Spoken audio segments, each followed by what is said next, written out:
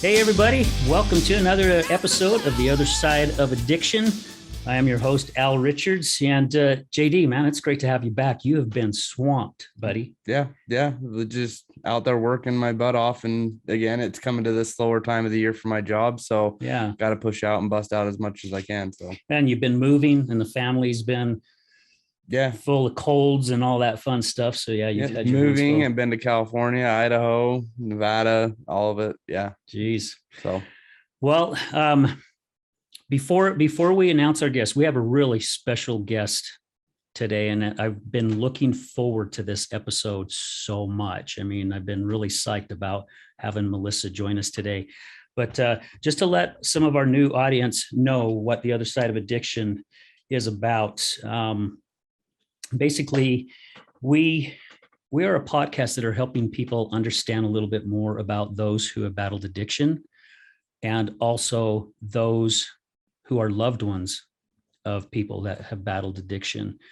So we just want to get the word out there that there is hope, there is possibility.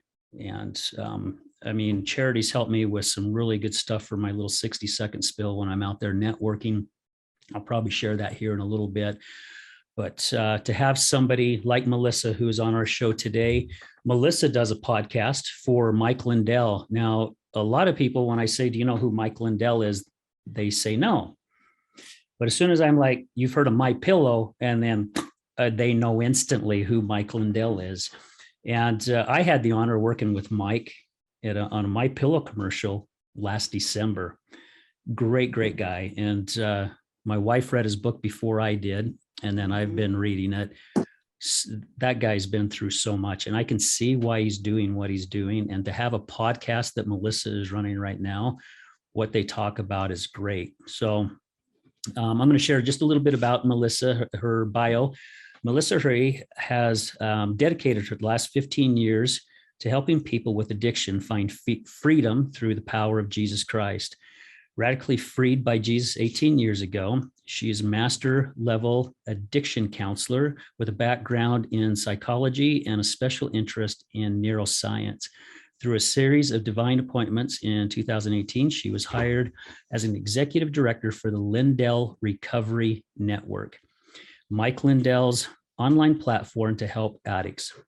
She has written many pieces for Mike, The Real Mike Lindell, True Grit, Square Pegs, My Two Mikes. That sounds pretty interesting. Pens a monthly column for Katie Christian Magazine. Is that right? Yes. Okay. So I won't read through the whole thing because I definitely want us to talk a lot about this. So Melissa, and I think you and I talked a little bit through emails, and I think we did a video call as well. But I mean, to hear your story of how you battled addiction and to what you're doing right now, what we have found out too with a lot of people who have battled addiction that's been on our show, they had some kind of trauma or what word am I looking for? Gosh, I'm stumbling with words today. Maybe I've had too much coffee. But somebody that's had just a lot of trauma in their life, and something made them feel good. And before they knew it, that feel good took them over. Is that something that kind of tell us a little bit more about your path so we can get into what you're doing right now?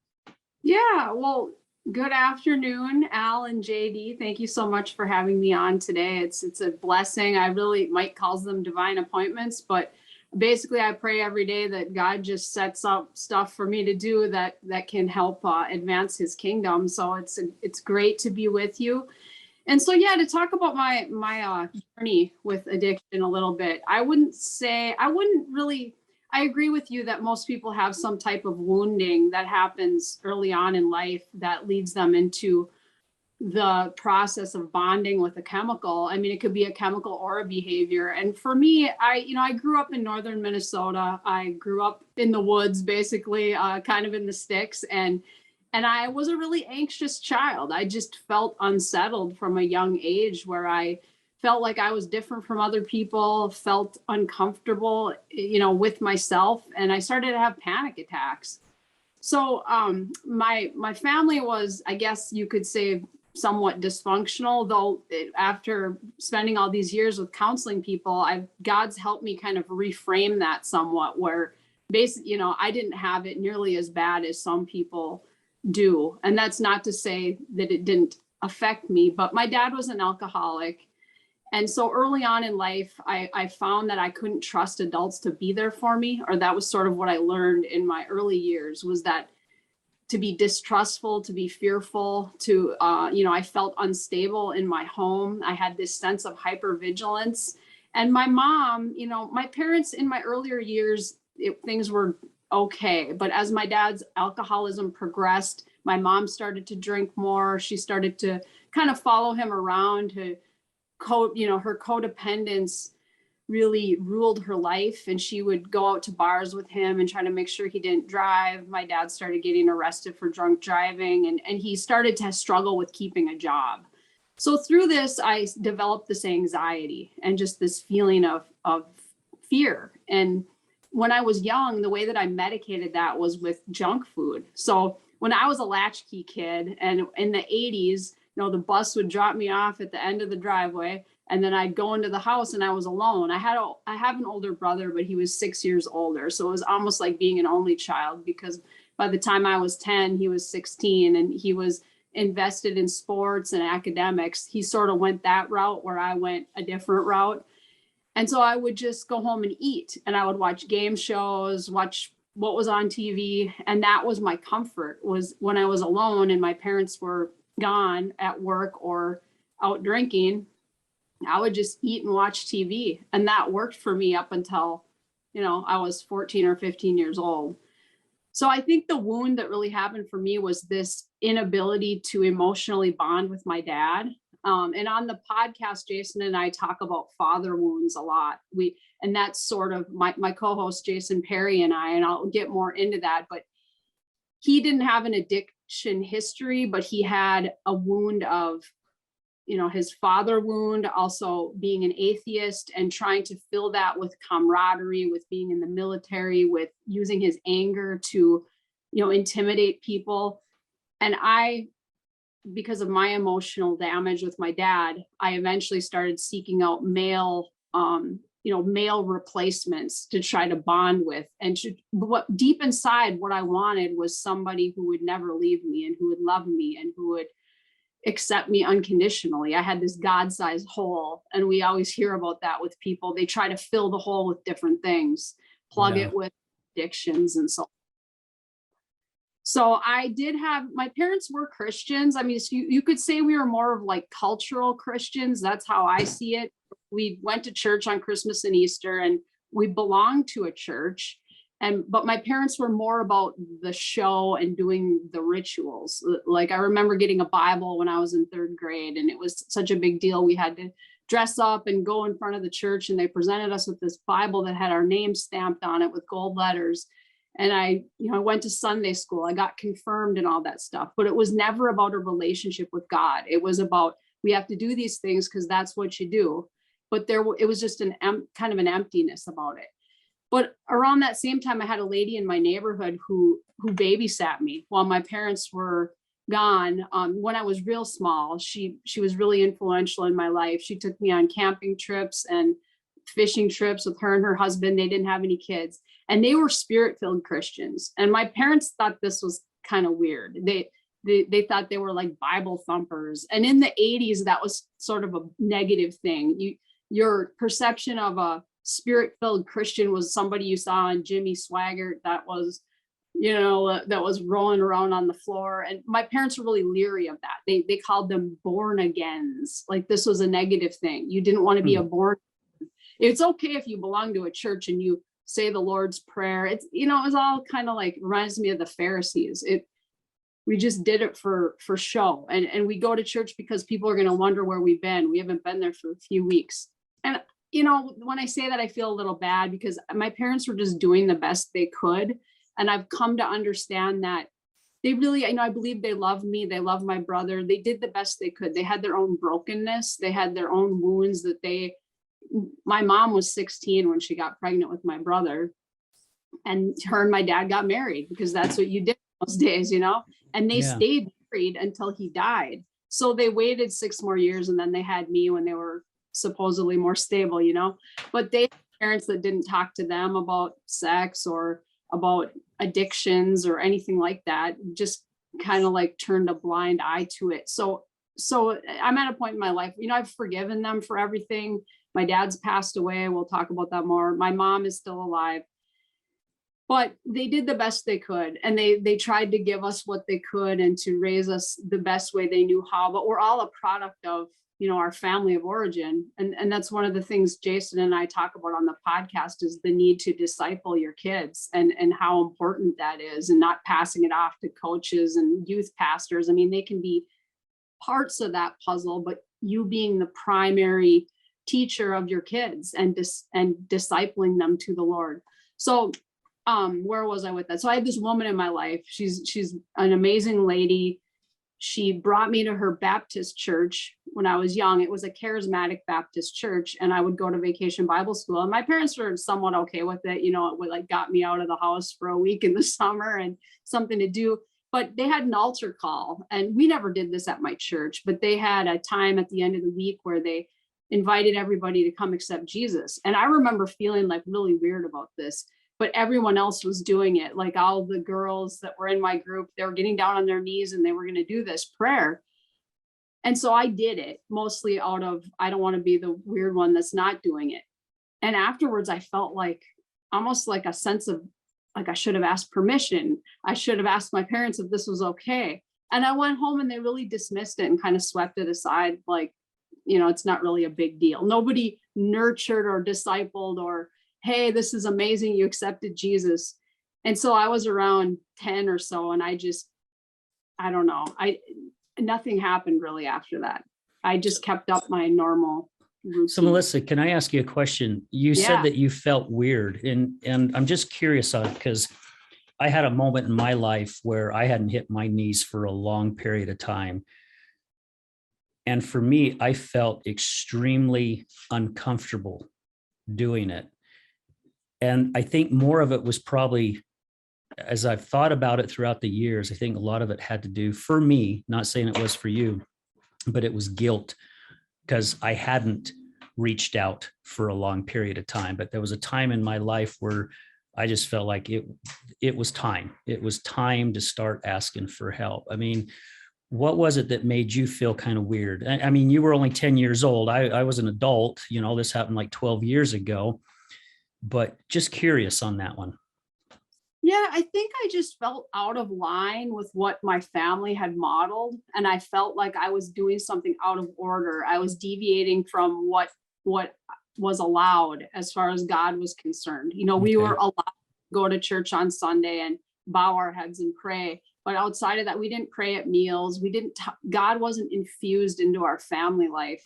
And I felt like I had gone to some level that wasn't allowed in my family, and almost like almost like the enemy was already attacking me right after I made this decision that that he was saying, you're weird. It's starting to put all these thoughts in my mind. They're going to think you're weird. You're going to be ostracized, that you're not going to be accepted.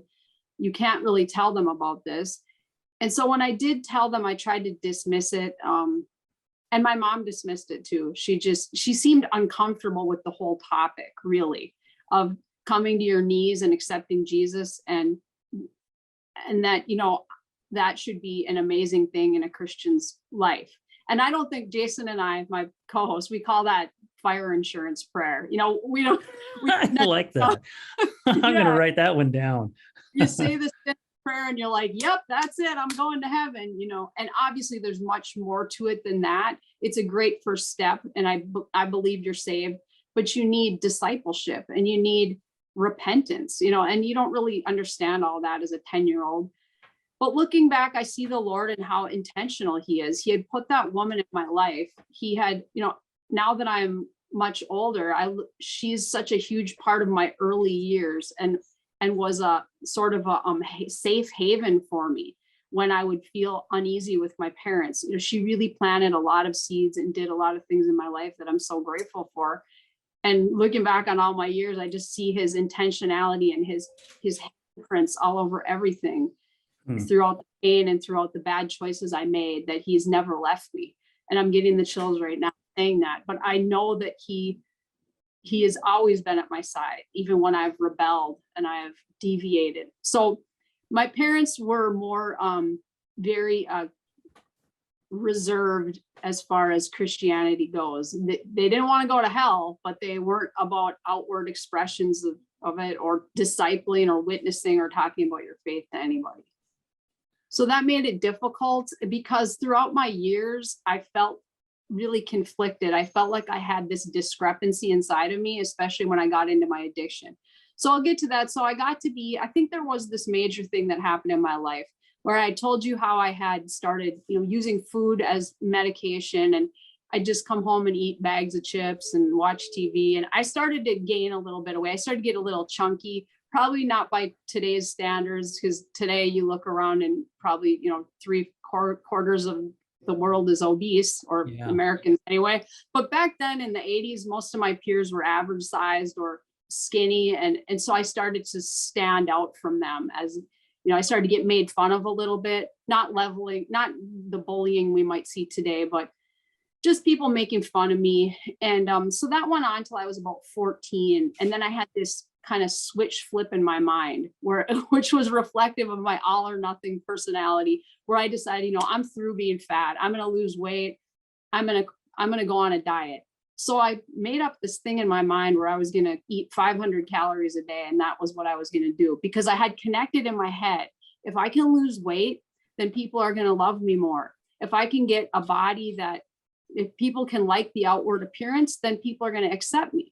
And I was 14, so my friends were starting to, have crushes on boys. And I thought, no boy's ever going to like me at this weight that I'm at. So I had this grim and gritty determination that I'm going to follow this diet. And I followed it for like 3 months, and I lost a lot of weight. I lost 30 pounds or something like that. And all of a sudden people started noticing me. People started giving me validation and attention because of my appearance. And this was just this thing. I started to equate people's acceptance with love, and that my body is the way to get acceptance. And, that's the key. And I started to get attention from boys, and all these things started happening. And I made another decision around that time that I wanted to, get a boyfriend.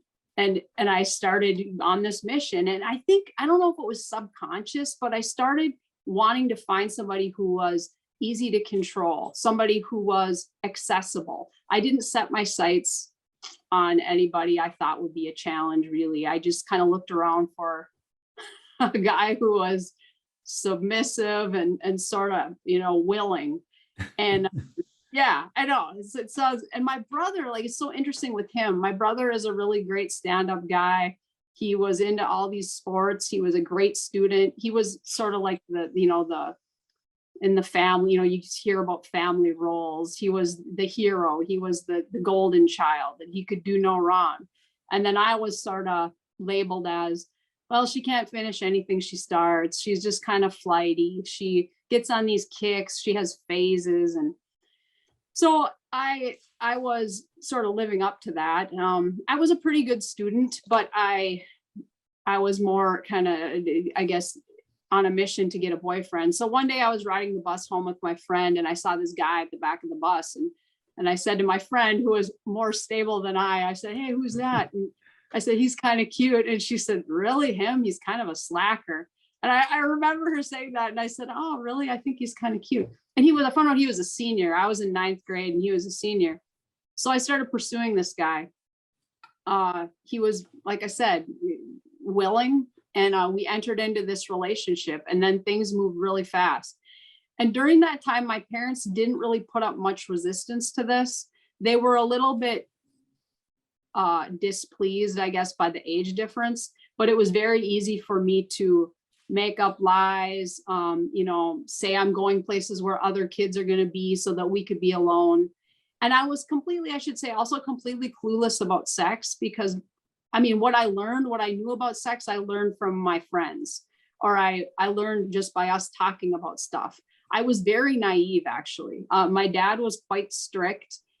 I had long hair down to my waist till I was about 14. My dad wouldn't let me cut my hair. He wouldn't let me get my ears pierced. He was very strict that way. But once I got, this kind of corresponds with his drinking too.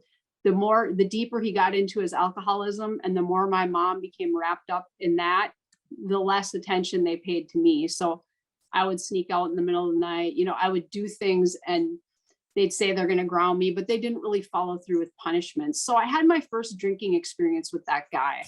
And I knew this was going to happen because I feel like the enemy had primed me for this, because all my life I watch adults drink. And it was just normal. My dad drinking every day, that was just part of my life. And usually he'd stay pretty decent during the week. On the weekends, he would, there'd be no limits. My mom was a functional alcoholic. She worked the same job from the time I was in kindergarten till she retired, but she would drink every night. She would come home from work and her routine was come home. She was very OCD, come home from work, start making dinner, change out of her work clothes and mix a drink. And then she would drink until she went to bed, be blacked out at the end of the evening where she wouldn't remember conversations, but wasn't manifesting any outward consequences like run-ins with the law, or nobody knew this. Nobody would have believed it because she looked so good on the outside. And then the next morning she'd be up getting ready for work. She held the family together that way with the finances, because my dad would not really keep jobs. When he was younger, he was an insurance agent. He had some decent jobs, but as the alcoholism progressed, he would do odd jobs. He wouldn't stick with jobs. But anyway, I'd always seen this alcohol modeled in everybody. It goes throughout my family line deeply. And I always knew it held some kind of power for me, some kind of mystical power that this does something to people, that it changes them in a way that I want to experience. So I always knew it was only a matter of time before I got to experience that.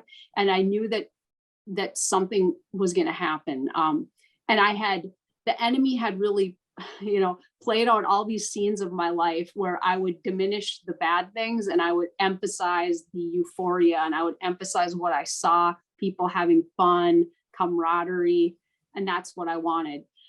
So this dude I was dating, he had a group of friends who were partiers. I knew they knew how to get alcohol. And then that day came. And I think for some people, they don't even maybe remember the first time they drank. But actually, my dad had been giving me beer since I was probably 3 years old. I have a picture of up on his lap with him, and I'm holding the cup and I'm like greedily slurping out of the cup. I mean, he would give me sips of his beer, and it was a way that I bonded with him. And I wouldn't get drunk or anything, but he would give me sips of beer whenever I wanted. So it was just normal. But anyway, this event or this time came where the guy I was seeing, we got some beer, and it sounds so harmless. I like to point this out too, because nowadays we hear about, just escalating opioid crisis. I mean, all of this is real. Meth addiction, heroin addiction, all of these horrible, horrible drug addictions. And then there's me. Beer was my drug of choice. But the thing with me is that I had instant blackouts. I was genetically primed, I believe, to black out. So from the first time I drank, I had blackouts, and they just got worse over the years. So I drank with that guy and his friends. I drank like 6 beers, and I didn't remember the end of the night. I got dropped off at the end of my driveway, and I just stumbled home to my room, to my bed. And the next day I made a very crucial decision. I was kind of hungover. I felt kind of bad, but I also felt like I had this kind of secret I was carrying around, this special thing I had accessed. And I made a decision to get drunk as frequently as possible as I could from that day forward, that I wanted to seek out opportunities to drink. So that became my mission throughout high school, was when's the next time I can get drunk? So it was this, like I said, the discrepancy that Paul, the apostle, talks about, how he says, like, I hate what I do. I know it's in Romans chapter 7, he says, what a miserable man I am. I know what is right, but I don't do what's right. So I'd want to be a good girl. I'd want to apply myself at school and get good grades and be seen respectably. But then as soon as Friday rolled around, I'd be at some gravel pit party, drunk, blacked out, not knowing what I did the next day. And this was happening at 15 or 16 that I started doing that habitually every Yeah. weekend. Wow. I mean, So, it almost kind of sounds like another guest that we had on our show, Mallory. She kind of started out that way too. And her father left her at a very young age. And she was young, but she was doing very, very well in school and started seeing college guys and met this guy. And she talks about she was handed a drink in the red Solo cup. And that kind of what started almost the same type of thing. It started her down a journey, and it went from the beer, and then it went from trying something else to where, it was end up doing intravenous drugs, and just how that step happens. And you started with eating. Yeah, I had the same thing with the red Solo cup because when we were in high school, we started going to keg parties with college boys. And I remember one day, everybody went home. That's the other thing with me, is that I wasn't the one who would go home. Once I started drinking, it was like, and this didn't happen all the time, but I would say it was an overarching theme that speaking, I was going to lose control. I wasn't going to keep promises. I wasn't going to do what I said I was going to do. So I'd go out with my friends, say we're going to hit some college party. They'd all go home at curfew, and I would be the one that would not. And I remember coming to in this like disgusting frat house, and I had passed out in this beanbag chair, and everyone's gone. And it's morning, the light of day is coming in, and the ease of the chatter and the boys and the kegs are gone. And I'm there realizing I didn't go home. I never went home last night. And I'd just have panic attack. I would have extreme panic attacks, especially after the heavy drinking. I said I was prone to panic and anxiety, but alcohol is a depressant, as we know. So when you basically overdose on alcohol, the next morning, your central nervous system is trying to recalibrate, and you've got tons of excitatory neurotransmitters firing off, and you have this raging panic within you and adrenaline. So that's what would happen for me. I mean, my heart would be like pounding out of my chest, and I would just be in a sheer panic. And this would happen to me periodically, but I would always somehow rationalize it. Because usually you hear about addiction being progressive, and generally it is. But for me, I was having these terrible consequences at the beginning. And then it seems like I sort of stabilized a little bit. It would kind of depend on the relationship I was in, or if that guy was monitoring my alcohol use. But it would always come back to this very out of control place. The big book, I'm not a like AA attender. I did have my times in and out of AA, and I know the big book pretty well. It talks about having an allergy to alcohol, and that might sound unscientific, but when I would put it in my body, it was like I created this gaping hole for the devil to step in, and I would disappear. He would walk for me, talk for me, do things I never would have done sober, things I couldn't even fathom I would have said or done. And of course, promiscuous behavior comes in with that. I do things in blackouts I didn't remember. I would do very dangerous things, though God protected me from a great many things with having people around me to babysit me more or less when I was out and stuff. But it started with that one guy I told you about, but that was just the beginning of a pattern of trying to tether myself to men to try to create emotional stability, or to feel secure, or to be able to be okay with myself.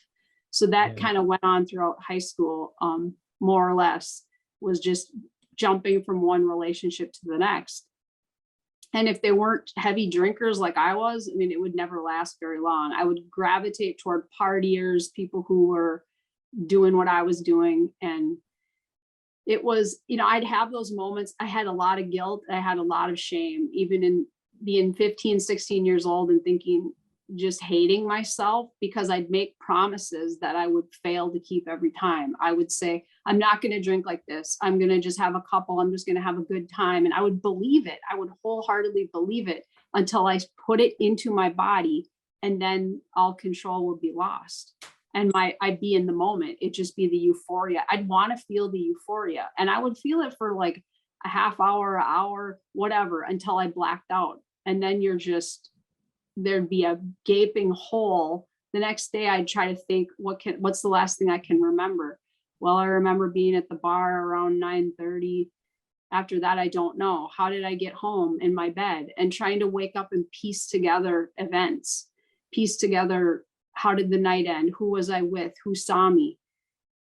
So that was the greatest casualty and the most, just the mental assault that would happen to me after I drank. So that went on throughout high school. Can I ask, I know we'll get to it, but what you're saying and what you've been going through and stuff is actually very similar to my wife. Really? And with our relationship and our marriage, and she's done a lot better. But she has her moments still where she slips up, and it's that same thing. It's like we can go somewhere or go to a family even gathering or whatever, some friends in a barbecue, and it's like, yeah, have a beer or two or whatever, but it's like it doesn't stop.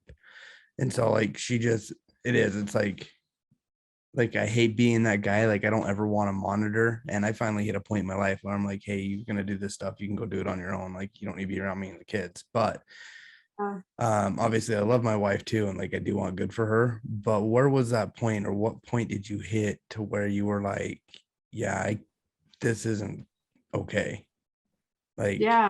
Like you said, you tell yourself, my wife's done the same thing. She's like, I'll just go and I'll have 1 or 2 beers and we'll be good.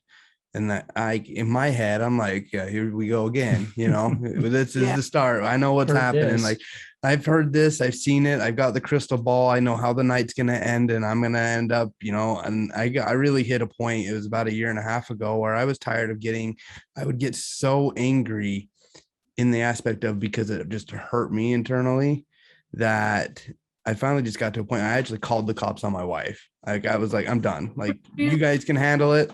I'm not going to handle this anymore. And she would tell the cops, she's like, he's just going to get mad and get upset. And I was like, yeah, I was like, I told the cops, I was like, yeah, that's usually how I am.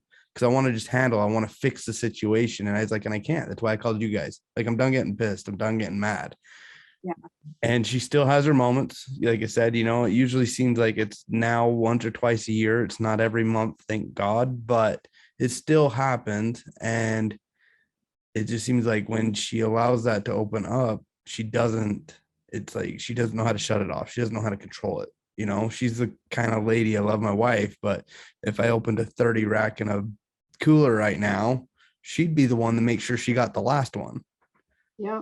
You know, and so even if she was blackout, she's at least conscious enough to know that there's 13 cans left, and she's going to make sure, you know, like, I'm like, how do you know that? Like, but like, what was it for you in your life? What you're going through.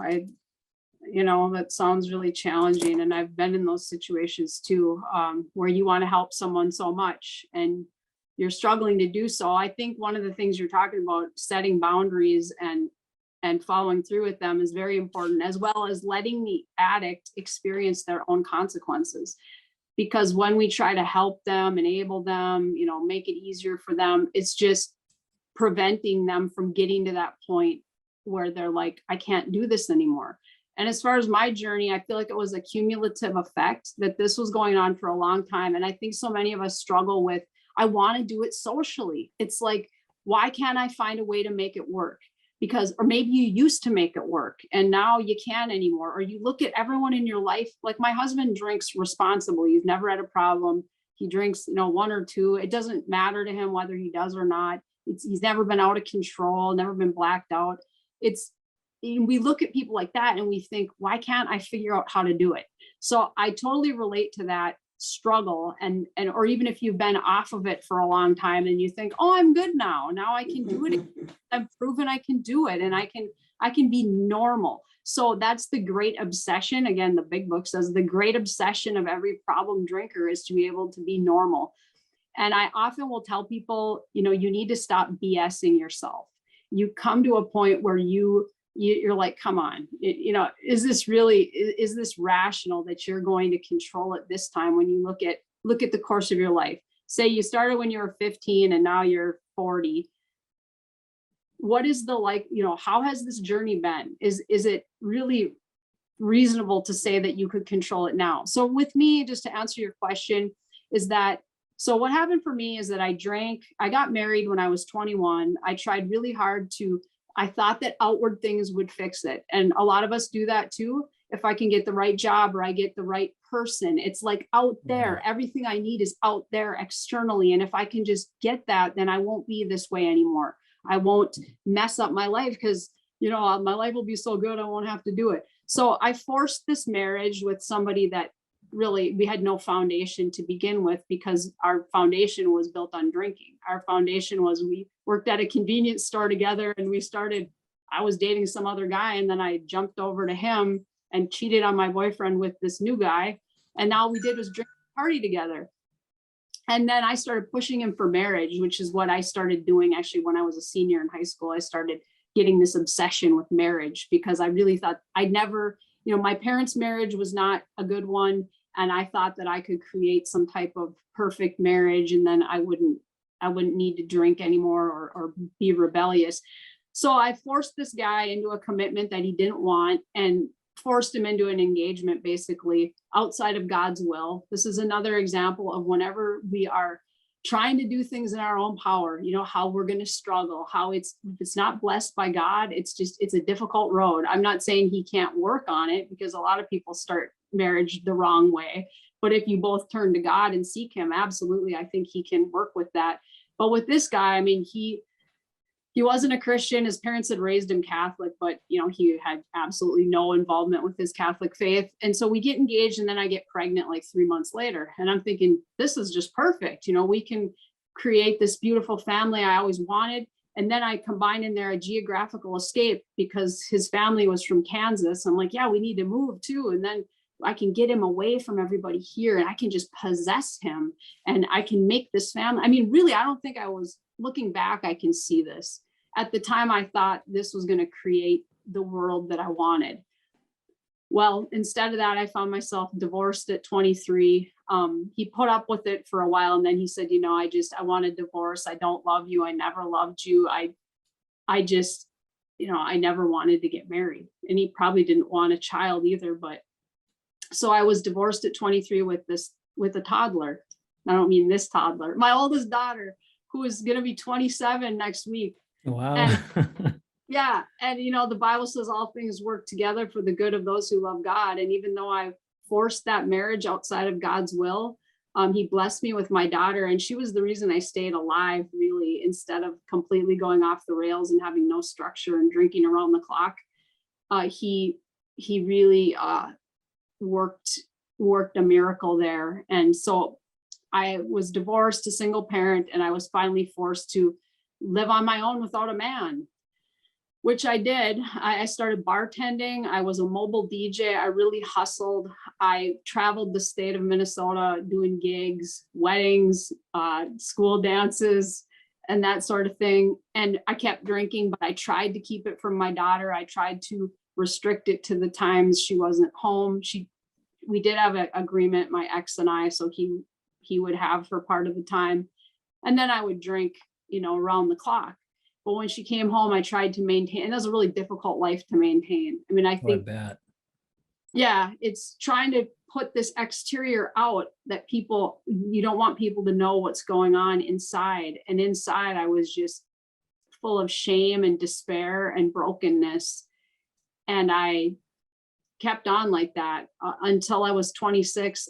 So this was a pivotal moment. When I was 26, I was working at a radio station, and it was a huge bunch of partiers who worked there. Every single night we'd be out at the bars drinking. I'd be so hungover for work in the morning, or still drunk. I could barely function. But it was an easy job to keep because everyone was doing it. But I got a DWI in January of 1999. And then that was a bit of a wake up call, minor, but then I still thought I just need to not drink and drive. It's not my drinking that's the problem. It's the drinking and driving. Yeah. And then 8 months later, I got arrested a second time. So I got 2 drunk driving arrests in the span of 8 months. The second arrest, I rear-ended a lady in a blackout. I was at a bar with the radio people, and this was told to me later. I have no memory of this, but they told me that I just all of a sudden was like, I want to go home and sleep in my bed. And we had been drinking shots and doing all this. They didn't think I was that drunk because I acted very functional in blackouts, surprisingly. So I got in my car, drove home, and rear-ended a lady stopped at a traffic light. I don't know if I passed out, if I don't know what happened or what, but I fled the scene. And then the next memory I had was being at a convenience store, and I was just stumbling around the store getting food because I just wanted food because, you know, when you're drunk, you're just not in your right mind. So I was getting all this food from the convenience store, and 2 squad cars pulled into the parking lot. And I looked, I mean, if people who don't believe blackouts are real, they really are. You think people are just saying, I don't remember that. I mean, they're absolutely real. There's not a lot of studies on them because ethically you can't really do a lot of research on them. There are 2 really good books on blackouts that I could talk about if people care, but I'm blacked out for say a period of 4 hours. And then my next memory is walking around this convenience store. The police pull into the parking lot, but I'm not even upset or worried. I don't think they're there for me. And they approach me and they say, ma'am, were you just in an accident?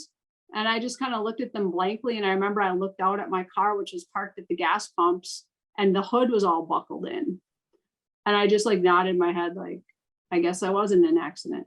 So they took me to jail, and I spent 1 night in jail. And I woke up the next day, and I felt like this is my bottom, you know, like you're asking JD, what was my bottom? Well, that event was a catalyst of a 1.5 years of sobriety. So I said to myself, you can't drink anymore. This has to stop. You're gonna, and really it was more generated by fear. I was afraid I was going to go to jail. I thought, what do they do to you when you've had 2 DWIs in a year? Are they going to like, am I going to go to jail or like lock up treatment? And they just put me on an electronic bracelet for 2 weeks. And they had me go to this rinky-dink outpatient program that was like a couple hours 3 times a week.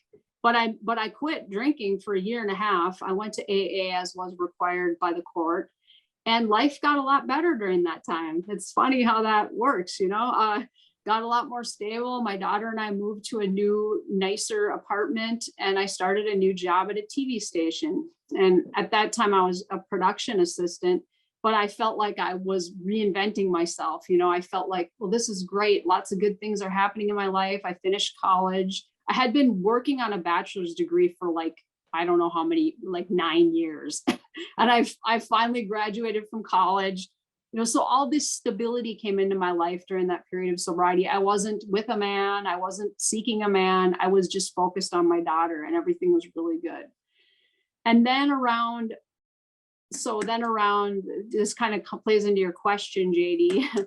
Then around 2001, I started to get disillusioned, and I started to think, oh gosh, I've been sober for 1.5 years.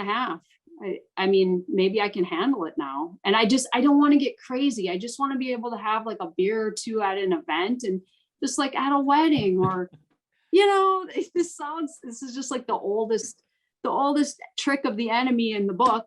But he started to assault my mind with just things like, you weren't as bad as those other people. You really, I mean, it was just because your life, you know, you had some problems you needed to fix, and now you're stable and it won't be like that anymore. The enemy attacks our mind first, you know, and he started to give me thoughts and also feelings that bred resentment and self-pity, and just like, this isn't fair. So I think we need to really look at our thinking, and we need to be vigilant about our thinking, because especially if you're in sobriety, the devil will try to get you through your mind and will tell you it's not really what, you know, he'll twist it. You can do it now. You've proven you can do it. So that's what he started. Go ahead. Sorry. Oh, I apologize. I was just wanting to kind of elaborate on what you were saying, because, you know, what I would see my wife going through her battles, I always knew, well, okay, I'll change it. Not always, but the majority of the time I knew when she was going to start drinking again, because I started seeing her personality change and the way she was thinking and the way she was talking. You know, Yes. where the judgment of other people started coming back again, and even just certain things that I would say or do, you know, I Yeah. just started seeing that change. And she was out of work for a little over 4 years because she couldn't keep a job either, because she was drinking all the time.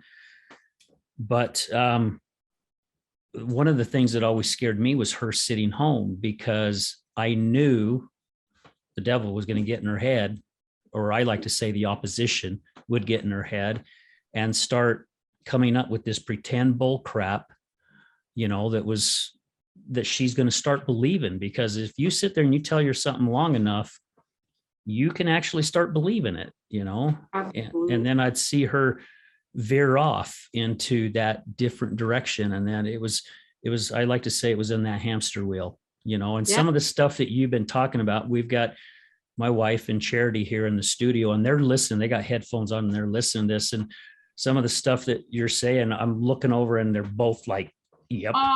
You know, yep. Yeah. No, so, I'm glad she came out of it. That's the same thing that would happen with my dad. You would notice his patterns he would say he wanted to start drinking near beer. And then you would just notice him getting very irritable and being just like snapping at everyone and not wanting anyone's help, wanting to isolate, wanting to not talk to anybody. So definitely you see that. And that's why we need people around us that can call us on our BS, you know, and hold accountable. That is true. So before we move on to this next step that you were just talking about, being sober for 1.5 years and then starting to go, hey, you know, maybe it's been a while. I think I can be okay. Let's stop for a quick commercial break and then we'll come back and hear the second half of this. Okay. Hey guys, stay with us. We'll be right back.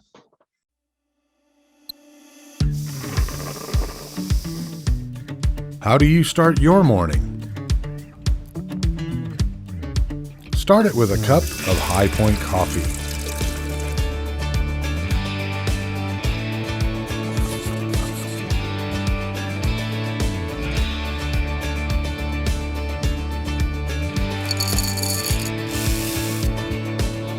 Because no matter where you go or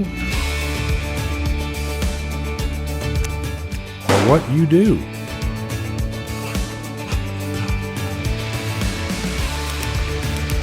it's always better with coffee. High Point coffee. What's your high point?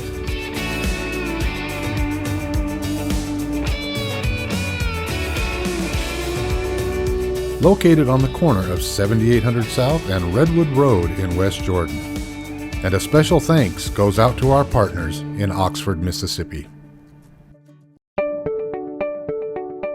This is Gregory, owner of Lift Up Concrete, proudly serving the Wasatch Front for the last 12 years, lifting sunken flatwork for both residential and commercial applications. Only fully trained professionals lifting concrete at your residence with the same quality of material and method used at every commercial job we ever do. Don't replace it, lift it. liftupconcrete.net, 801-792-4535. Contact us at liftupconcrete.net, or if you're looking for a complimentary quote, 801-792-4535. Again, 801-792-4535. Again, this is Gregory, Lift Up Concrete Lifting.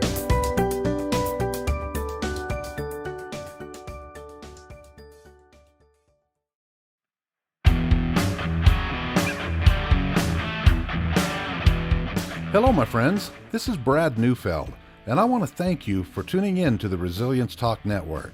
You can listen to my show, Resilience, every morning, Monday through Friday at 8 a.m. Mountain Standard Time. On my show, we will be discussing what it takes for you to overcome the day-to-day challenges that all of us face in life, as well as some of the devastating ones that may lead us to feelings of hopelessness and despair. It's my goal to provide you with the tools and skills that you need to overcome anything that is thrown your way.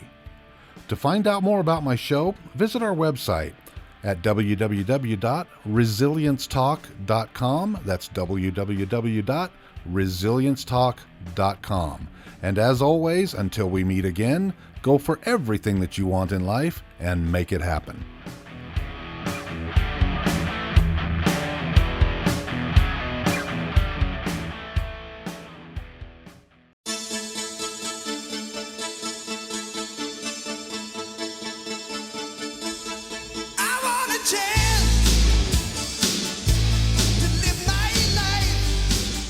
Hey, everybody. Welcome back to the Other Side of Addiction podcast. Holy cow. What a great first half. This has been really good. We were saying on break, we've got Charity here that a lot of you guys know who Charity is. She's been on the show many times, and my wife, who's been on the show many times, but they're here listening to Melissa, and Charity just shared, she's like, man, I've been listening to this and it sounds like I'm listening to my own life. It's almost like identical in a way. Hey, before we get started, as we always do, we want to say thank you to our listeners. Guys, thank you so much for believing in what we are doing here, for the cause and the reason why we're doing what we're doing. You guys have really helped us take this podcast to a level that we did not really see coming as quick as it's happened. So thank you guys for your love and your support. We also want to say thank you to Brad Neufeld with Resilience Talk Network. He's opened up his arms and his heart and allowed us to come in his studio here to do this show. Brad, thank you so much. And thank you for believing in what we want to do. We also want to say thank you to a few of our sponsors. We got more to say thank you to in the other parts, but we want to say thank you to one of our new sponsors that come in, Affiliate Solar, JD. Yeah. So they just came in as one of our sponsors. So thank you very much. We also have a new one, Rick Heaton, attorney at law. And I know this guy very, very well. He does personal injury. I hope nobody gets into an accident. That's the last thing that we want to see. But if you happen to get into an accident and you need help, please give Rick a call. And the reason why I can endorse this guy so much is because he's been married to my daughter for the last 14 years. This guy is a great human being. He's upfront. He's honest. He's a great person. He's a great husband and a great father. So, Rick, thank you. Thank you for your sponsorship. We also want to say thank you to Refiner Productions, Cameron and Austin. Thank you guys for everything that you guys are doing. Taffy Town, 100-year-old company here in Utah, third generation. They've got more flavors of taffy than you can shake a stick at. I mean, they've got about everything. Also want to say thank you to Letitia and Kevin at Computer Hospital at 8721 South State in Sandy. If you got issues with your computer, guys, please take your computer to them. They will give you an honest assessment. Also, USARA, Utah Support Advocates of Recovery Awareness. Thank you guys for your love. And for inviting us to some of your events. My wife goes there. Matter of fact, after our show today, she's got an appointment with her sponsor, not really sponsor, but her supporter after that. And Tiffany is great. I want to say also thank you. Gosh, lots of thank yous. High Point Coffee in West Jordan. Guys, thank you so much for your love and support. Steve is the one that was our first sponsor that helped this whole thing get going. Lift Up Concrete out of Kaysville. Tosh and Gregory, thank you so much. And one last one, we want to say thank you to Serve Pro, Brad for Serve Pro West Jordan, but we want to say thank you to all the Serve Pros from Ogden all the way down to St. George. So guys, thank you again. I love you all. JD and I, all of us feel blessed. Just to be doing what we are doing. And again, thank you for everything. And all our guests, we've had so many incredible guests on this show. That has just been great. And we're talking people like Melissa who have been vulnerable to talk about a certain part of their life, about addiction. And we've had a lot of professionals on the show that talk about childhood trauma and coaching and things who have shared so much great information for those who are listening to a podcast to hopefully grab another tool to help them on their recovery, or somebody like myself and JD who are on the other side, a tool that we can use to help our loved one in a way. So, All right, Melissa, gosh, before we went to break, we were talking about, things kind of changed for you. You went a year and a half sober. life was looking really good. And then as you were saying, the devil has a way of getting inside your head and starts talking to you and starts kind of making you look at life in a different way, saying, this is the path you need to start taking. And it's almost kind of like animals do in a way with their young one, trying to help them stand back up, how they kind of nudge them, right? That's what was happening with you. Yeah, definitely. I think one of the things that's noteworthy is that I don't think I had ever really thought I'm doing this forever or I'm never going to drink again. I still had the door open. And in AA, if you're in AA, you'll often hear, it's just one day at a time. Nobody has a guarantee of anything beyond today, which is true to a point. But you can usually tell when you're talking to someone whether they're committed or not, whether they've really surrendered. After you get to know them a little while, what is their language about recovery? Is it like, well, I'm doing this for now, but who knows what the future holds? And that was kind of my mindset, was that, okay, I'm not drinking right now. And I don't know how long this is going to last, but right now I'm not doing it. But I think in the back of my mind, I always knew that I wasn't done and that there would be a time when I'd pick it back up. And one of the things I started doing was testing this out on people around me who didn't really know what was going on. I started talking to my mom about it, in fact. And I said, hey, I've been sober a year and a half, and I've been thinking lately, I maybe want to have like a beer or something at a wedding. I mean, isn't that normal that I'd want that? And she, God bless her, she said, well, yeah, I mean, I think you should be able to do that now. She didn't really know any better. And, she was still a functional alcoholic. And, though she tried to support me and she knew I was like out of control and that it was best for me to stop drinking, but in her limited understanding probably thought, yeah, you can probably have a beer.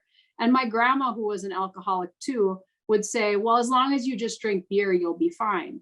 Because I also like to drink hard liquor. Mostly I was a beer drinker, but I drink shots or margaritas or whatever. So long story short is that not only did I start to have the thinking, but once I would entertain the thinking, it's one thing we're going to have lots of thoughts every day. The enemy is going to shoot fiery darts at our mind, and that's just going to happen. That's a fact. The Bible tells us to test our thoughts, and it 2 Corinthians 10:5, I think it is where it talks about casting down thoughts, casting down the wrong thoughts. We need to maintain vigilance over our own mind. Doesn't mean you have to be like paralyzed and just analyzing every thought you have. But I went from just kind of having these thoughts pass to really dwelling on them and entertaining them. And I kind of moved to the next step with the thinking process.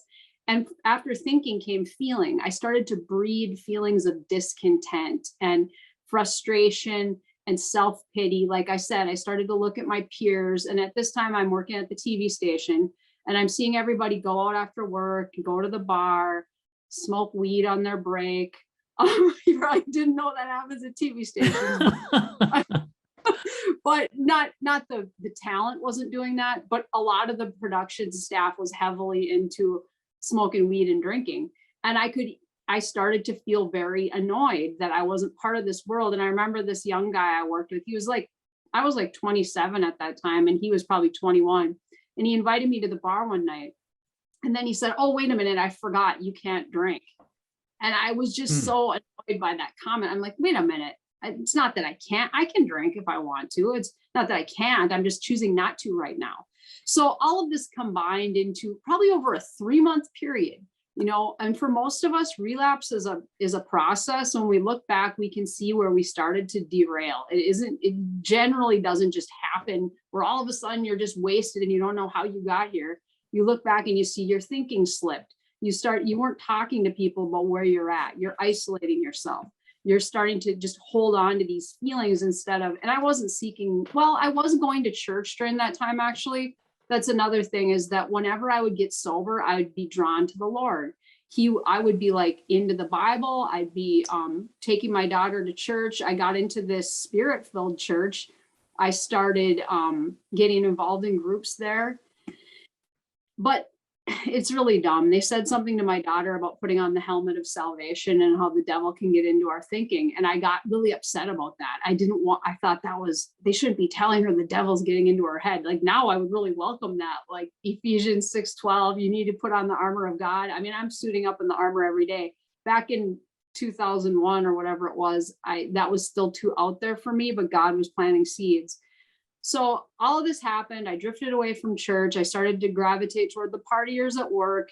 I, isolated from the AA people. I didn't need to do that anymore. So I wasn't going to meetings or connecting with people. And then my uncle got married and he invited me to be his DJ. And I started thinking, I can't be at this thing without drinking. Even though I had been doing events sober for a long time now, I got this idea in my head that I couldn't do this without drinking. So I decided to drink at the wedding. And I drank a whole bunch of free, cheap rum. I got trashed. Nothing really happened, but I drove home that night and I didn't get picked up. But here's the thing. Every time I would step back into that world, it was like the bad me was back, like a bad penny. The old me was back. It didn't take very long. It was like, bam, here I am again. And I would think, wow, a year and a half of sobriety. And I drove drunk last night. One night, I made that bad choice and yeah, nothing happened, but still I was back into it. So from 2001 to 2003, I was back into the cycle. I was back into, and things got worse.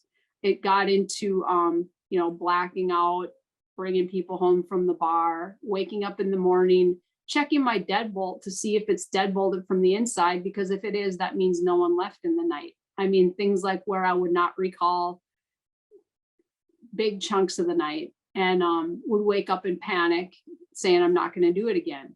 And I did during that time. My dad passed away in 2002. He died. He had the long illness of alcoholism and he developed cirrhosis. And this was just a path that we could see this is where this is going. But he'd have many episodes where he'd be hospitalized and then they'd give him blood transfusions and he'd be better and he'd get released. And my mom called him the Energizer Bunny, which isn't very funny, but it would seem like nothing could stop him. Nothing could kill him. He wouldn't listen to the advice of doctors or people that say, if you don't stop, you're going to die. They'd plead with him. And he did go to some treatments where he'd go to treatment, he'd do the thing, and then he'd stay sober maybe a week. That was probably the longest I ever saw him sober. And it was tragic because my dad was very talented. He was an amazing musician. He played every instrument. He was a really great guy. And even, he was never abusive. We just had the emotional distance piece. But my dad loved me. He always followed all my careers. And I loved my dad. And so I was 30 when he died. And after he died, I remember, so he went to the hospital, his liver had shut down and they told my mom, he might not come out of it, but I still didn't believe it because there had been so many times like this before. I thought he's going to be fine, but he ended up passing away. And really what happened is they gave him some benzos when he was admitted. They gave him some Ativan because he was very combative. And that's what sort of finished off his liver. It was just the end. So, I mean, if alcohol takes such a toll on your body, eventually, it can be very sudden or it can be this long period of self-destruction. And he was only 54 when he died. It's my birthday on Monday and I'm going to be 49. And I feel like, wow, that's 5 years older than I am right now. And at the time it seemed, I didn't realize how young it really was. And many of us had tried to reach my dad. We had pled with him and he didn't want to be told what to do. He would always say that, like, I don't got to do nothing. He'd say, like, people would say, Dan, you need to do this, you need to do that. And he would just reject it. But he loved the Lord. He tried to teach us about some things about, it was just so misguided the way that it happened. But so after he died, I said to myself, I'm never drinking again. So I'll try to abbreviate the story, but my dad died December 12th, 2002. And I said I was never drinking again. And a month later or 2 months later, we had his memorial and I gave a speech at the memorial. And then afterwards I hit the switch, flipped in my brain and I decided to drink. And everyone said, oh, you're probably just messed up because of your dad's thing. But that wasn't it. I just decided to drink and I made a complete fool of myself at this family function that night. And so those events continued to happen. I had about 6 more relapses after my dad's death, but God was really pursuing me during that time. And after my dad died, something shifted. to where I went off a steep cliff, where if I ever had any control, I didn't have any anymore. It would be like I could black out on 3 or 4 beers. There was no predicting what would happen when I decided to pick up a drink. I really wanted to stop. I knew that I had to stop, but it seemed like what was ever going to stop me, because I'd stop for a month or two and then something would just come out of nowhere and I would drink again. Yeah. So his memorial was a huge relapse. I stayed sober for a month. And then there were a couple more things that happened that are probably too long of stories to go into. But one was where I humiliated myself in front of my news competitors. I had become a news anchor during that time too, which just fueled my addiction, making me think I could separate my professional life from my drinking life, because I would be a community representative doing the news. And then at night I'm blacked out in some seedy tavern, some dive bar. And then the next day I'm wondering, what if people saw me? What if they find out what I'm really about? My biggest fear was losing my job, because being seen gave me some kind of feeling of validation, or that I had made it somehow, but I was so fearful of losing it. And if they find out what I'm really about, I'm going to lose my job. Or if I get another DUI, I might lose my job. And I was still drunk driving. I never got a third DUI by the grace of God, but I would again pledge I wasn't going to get behind the wheel, and then I would do it. And thank God I never killed anyone, or I felt like my life was shrinking down. And Mike Lindell says the same thing. And this is one of the reasons why I feel like God brought us together, is he had the same kind of realization. He was trying to quit crack. He knew that he had to quit, but he kept falling back into it. And then there came a point where he saw his life shrinking down to a pinpoint, like it does on those old TVs, like the Zenith console. I remember that. Yeah, he always talks about that, how he knew that his time was running out.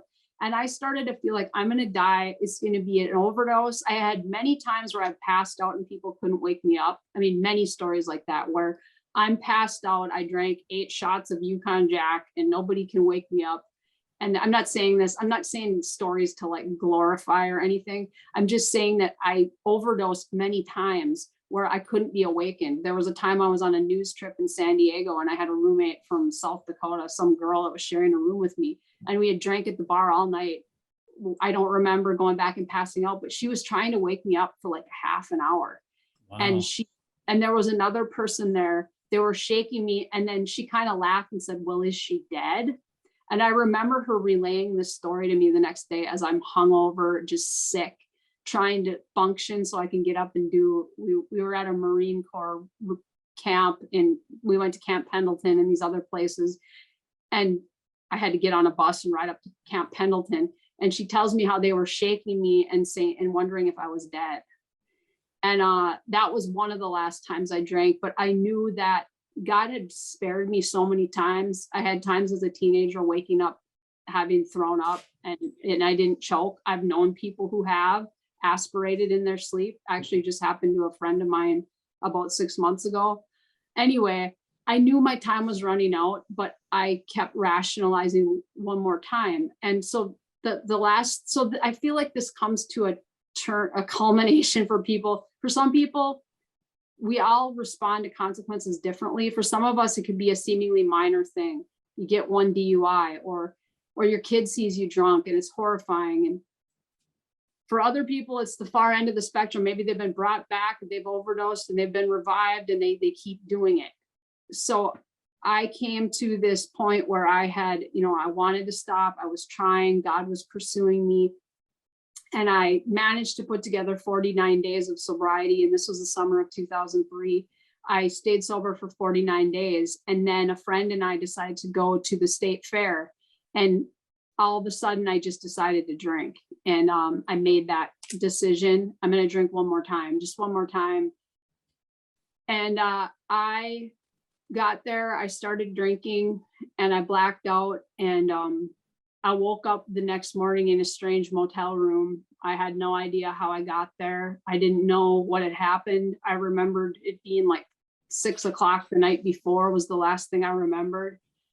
And I was all bruised all over my body. I think I cracked one of my ribs, but I had like a battered body and I was bruised. And I was with this guy that I had dated years before, and we had gone to the fair as friends, I guess you could say. And he just told me the story of what I had done the night before and how was like falling down these cement stairs, and the police breathalyzed me. They wanted to take me to detox. So that morning I woke up and it was the worst horror and the most shame I've ever felt. And I begged God. First of all, we had to go find my car, which had been towed. We're walking the empty fairgrounds and the fair is cleared out. The party is over. People are picking up garbage and cleaning the grounds. And I'm sick in alcohol withdrawal. I'm weeping. I'm just weeping. And I just cried out to God and I said, please don't ever let me drink again. I can't do this. I know I'm going to die. I surrender to you. I will, if you just lift off this obsession and don't ever let me touch it again, I will do whatever you want. I give my life to you. I surrender to you. And that was August 22nd, 2003. That was the morning that I came to after that. And I haven't drank since. And everything changed after that. I didn't really realize it in the moment because I was just trying to function. But his plan started to unfold in the coming days and weeks. And that he did hear my prayer. And one thing he did absolutely was he lifted off the obsession. And I no longer had that thing that I had during the first sobriety where I was jealous and I looked at people and I wanted to drink and I wanted to be like them. And I just missed it and grieved it. It was absolutely just lifted off me, where it was no longer like even a desire within me to want to do it, or why can't I just do it socially? So he delivered me, and he delivered Mike Lindell as well. I mean, and sometimes people say, we tell people this and they look at us like we've just been beamed back from the dead, like that can't really happen. Like I just yes, it does. It does happen. And it was a long process. Like I've described, it didn't happen overnight. Maybe it does for some people. I had to get to the end of myself. I had to truly surrender. And I had never done that. I had always wanted to keep part of it. Like I just want to, maybe in the future I can. And I never truly laid it down and invited him into my problem and said, please change me. Make me not want this anymore. Take my will and mold it to yours. Use me for your service, because I was so self-centered and turned within, about my image and all this other nonsense. I didn't care about the job anymore. Like after that, I really started to change the TV job. That's why it's so funny that we're doing the Hope Report now, because I started to actually just really dislike the TV thing. I'm like, this is so boring. We do the same stories every year. It's this cycle, and I just don't want to do it anymore. And I felt God leading me to become an addiction counselor right around, maybe a year after. Well, there's so much more to the story. Maybe I'll stop here and see where you want to go with what happened after I got sober, I guess. Yeah. Go ahead, JD. I was going to ask, obviously talking about finding your faith and finding things in God, and I'm just going to relate to this because that's something I struggle with. I grew up LDS. And so I would consider more Christian, I guess, if I had to put a label on it than strictly there. But like I've had moments and stuff where like I like the law of attraction, I guess, is a big thing. I'm going to bring that to a whole, because your mind and stuff, like you have to have God there. You have to have Jesus there, right? And sometimes I have a hard time like feeling like he's there. And how, just some advice that maybe you can give to be like, you talk about surrendering yourself and doing a whole, complete. And there's times I feel like I've tried, and I'm just asking for advice because I feel like it's a big, huge key factor that's missing in my life. And I hear that you've gone through these challenges and stuff. And even today, being here on the show, we still go through our challenges, but I still battle with a lot of things every single day, just like Al does. We all have our struggles, our challenges, and that. And I feel like that is a key element. Like, and my mind's all over the place. Like, it's so bad. Sometimes I'm like, holy shit, slow down. Slow down. Like, and if I try to say a prayer, one, am I doing it right? Am I saying the right things? Or I'll notice sometimes like my head's going so fast because of all the chaos or stress going on that I don't finish it, you know? And I don't know if you've caught yourself in those moments, but you're like, and then like 10 minutes later, I'll be like, hey, I was saying a prayer and I didn't even finish it because I went off at 1,000,000 miles an hour in a direction of something that I'm so stressed out about. Yeah. No, I relate to what you're saying too. I am nowhere near arrived, but I've come a long way. I think, God's working in all of us. In the Bible, he says that he's not going to stop the good work he started in us. So when I look back, I see all the ways he's worked with me. And I dabbled in law of attraction too. I've done it all. I would just caution you with that. In saying truthfully and in love, that I think it's demonic. I think that all of us want, and that might sound a little harsh, but whenever we're dabbling in the new age world, we're opening up ourselves up to demonic entry, whether it's, tarot cards or just, I think most of us want to be gods of ourselves, where we want to control it and we don't want to allow God to do it. So we look for a different portal to get the answers we want, like this manifesting stuff and drawing things and synchronicity and all that. I would just caution you with that. And I was into it too for a while. And that's where cautioning and stuff. And I do agree with that, because obviously have looked into different things in that aspect, but like with the law of attraction or just different things that I have listened to, pulling like the book The Magic of Thinking Big actually refers to a lot of stuff from the Bible, right? And book. So pulling back and forth, like after my sister died was the first time that I actually picked up the Bible to read it and understand it. And like, I mean, when I started when I was young, it was like the Book of Mormon and stuff like that, and like things were jammed down my throat. Like I didn't care, like I couldn't understand it. I didn't want to understand it because you were forcing it upon me, right? And then after my sister died, I was like, I wanted a bit better understanding of it to know that she's okay. And but like I said, like I have a hard time because I'm also too one of those people, like if felt like I've been deceived a lot through my life, obviously, is what I mentioned, the stuff that I'd gone through. And it's like having that blind faith that he's there to lift you and to help you get through things and to help take some of that stress off of you.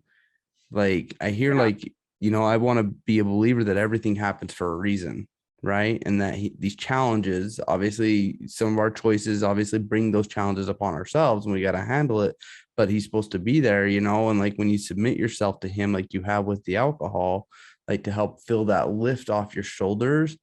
Like sometimes it's like, I feel at times where he's like, no, I'm sorry, this is what the cards are dealt, but you're going to get through this because of what I have planned on for you later on, or whatever the case may be. And it's like, take this off my shoulders right now, because I could really use fresh breath of air. Like how do you get through that? Yeah, it's so often it's a refining process and we don't know what he's doing. I mean, and that kind of where the faith piece comes in. But in our culture now, we're getting this watered down version of truth. We're getting the message that there's different ways for different things can be true, and 2 + 2 doesn't necessarily equal 4. And the Bible is true. I mean, so I think one of the things we need to do is to reconcile ourselves to the truth of the Bible. And there's this little book I have called Gravity. It's called True for You, but Not for Me. And this is just a little book that someone actually mailed to Mike Lindell, or they mailed us a whole bunch. And I found this to be super helpful. If people want to download it, you can get like a free copy of it. It's called Gravity, True for You, but Not for Me by Michael Edwards. I think there's a website in here, but it goes through really these major questions we wrestle with. Does God exist? Is the Bible true? Why is Jesus real? And how we can look at the truth of the Bible and that there is evidence. And if we believe the Bible, then we need to conduct ourselves in a certain way, and we need to lock ourselves into that truth. Because you talk about some books or whatever, new age things, they might have scripture in them, and they have a good way of twisting scripture too. Like for a while, I was really into Wayne Dyer, who's a certain new age teacher who's since passed on. And I'm sure he does a lot of good things, but I had, other people come alongside me and say, hey, I would just caution you about that. So I believe that the Holy Spirit is our helper and our truth, and will reveal all these things to us. So even if we're going down the wrong path, the Holy Spirit will show us, and it'll be a process, but I don't think there's there's any way we can go wrong when we're letting ourselves be guided by the Spirit. So I would say, my husband has always considered himself to be like an intellectual Christian. He's just more recently been walking by faith. And this is part of that thing I told you about before I came on, that he's made a major life decision, and it's required a leap of faith, because faith is the evidence of things unseen. I mean, Jesus says many times in the Bible that if we're double-minded, if we don't have faith, it's impossible to please him. So there are some things we're going to have to believe, even if we don't feel them. And then he's going to bring them to pass. We need to hold on to the fundamental truths in the Bible where he says, I will never leave you or forsake you. I have a good plan for your life.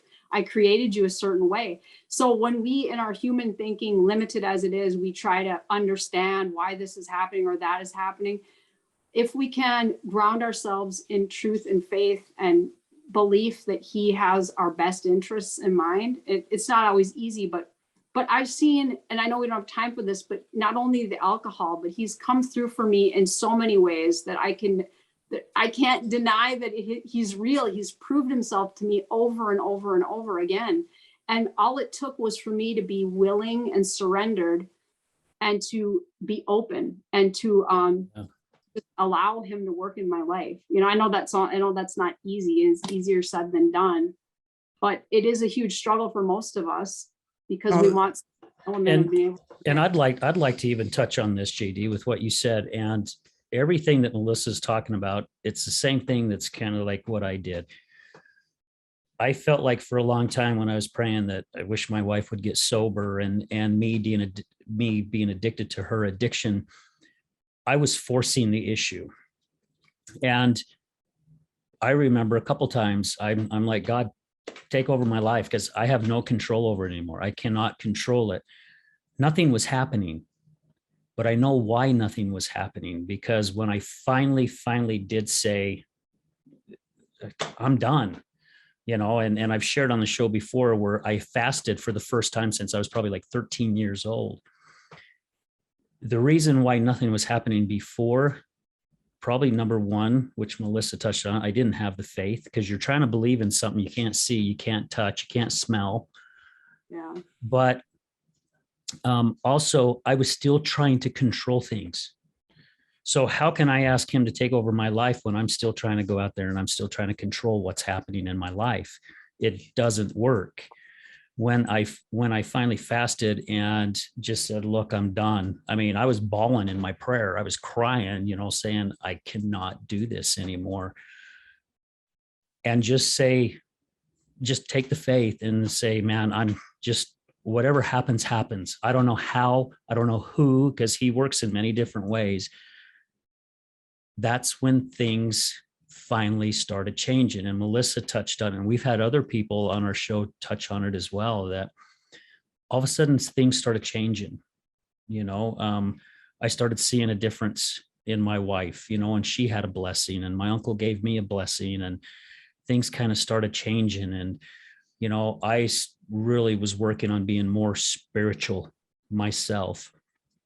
And all of us, I think pretty much, my wife and I, we were brought up LDS too, but I didn't want to fall on a religion for me. I wanted to be the spiritual person. I wanted what I was feeling inside for me, my heart. The Holy Spirit she talked about, to me, that's that voice in my head that says, go this way, go that way, don't do this, don't do that.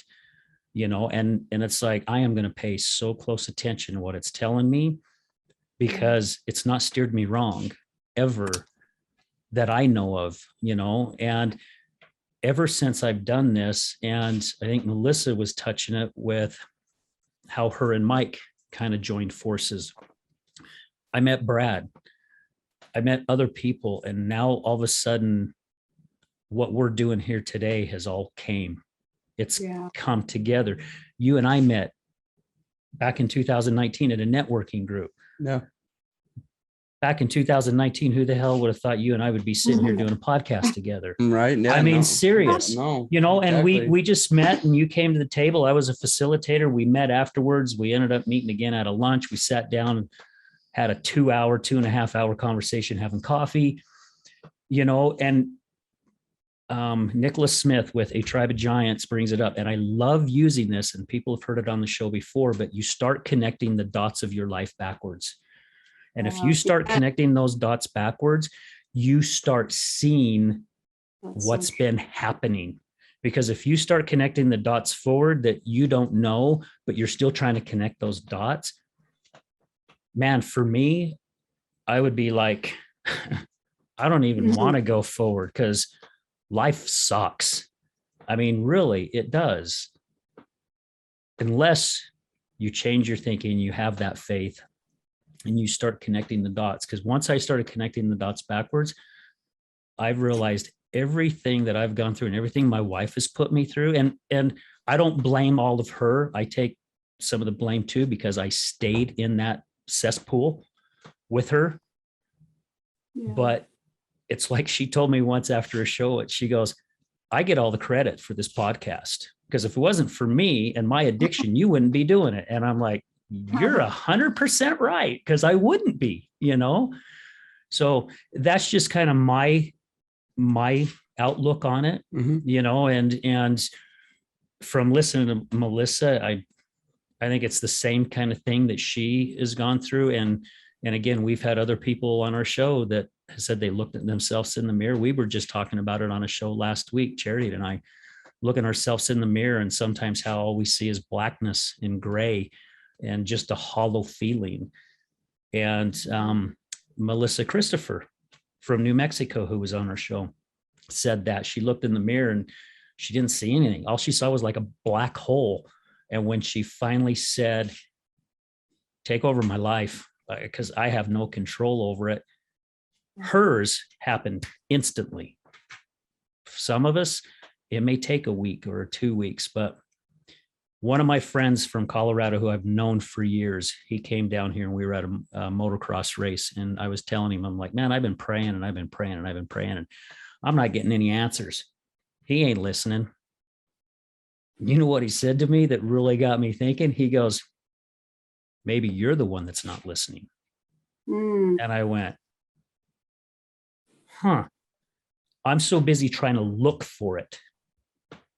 Yeah. I wasn't hearing what was happening. I was looking for that miracle. I was looking for that thing that was going to happen. Y'all seen Bruce Almighty, right? Yeah.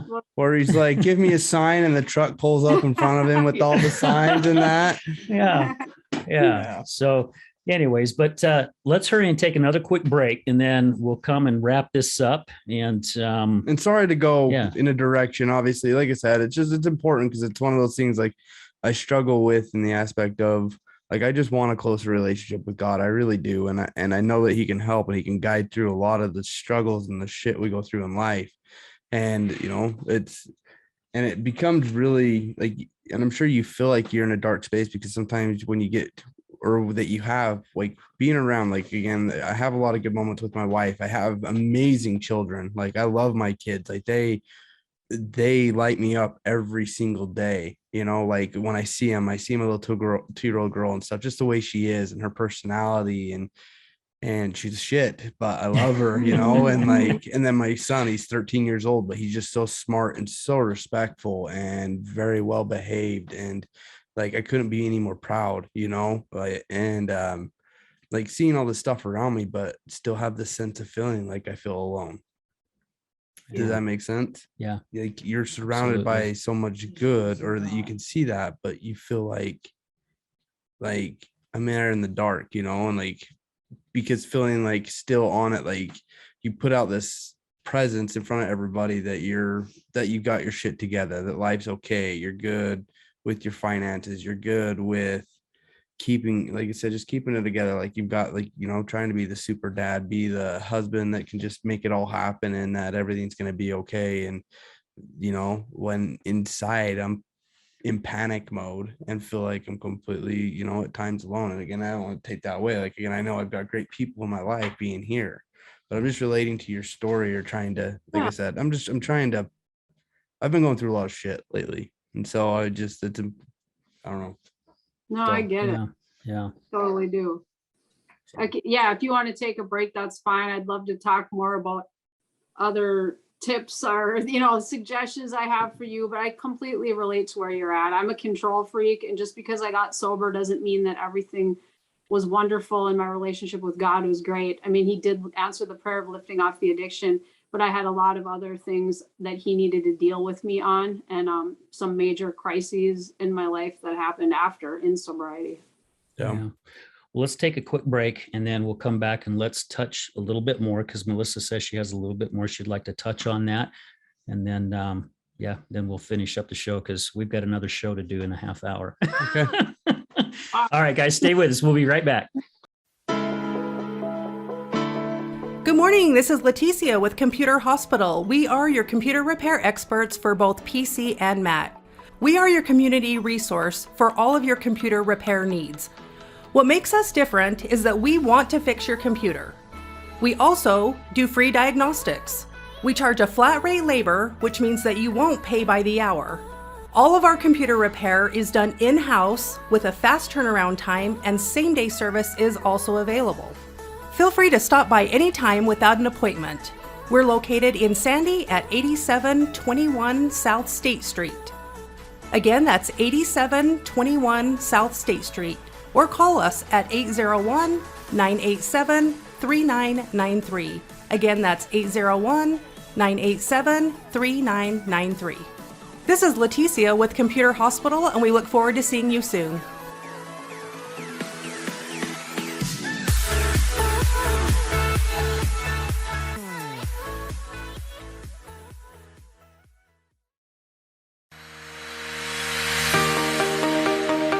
Hello there, this is Brad Neufeld with the Resilience Talk Network, and I would like to introduce to you Taffytown, one of our newest sponsors.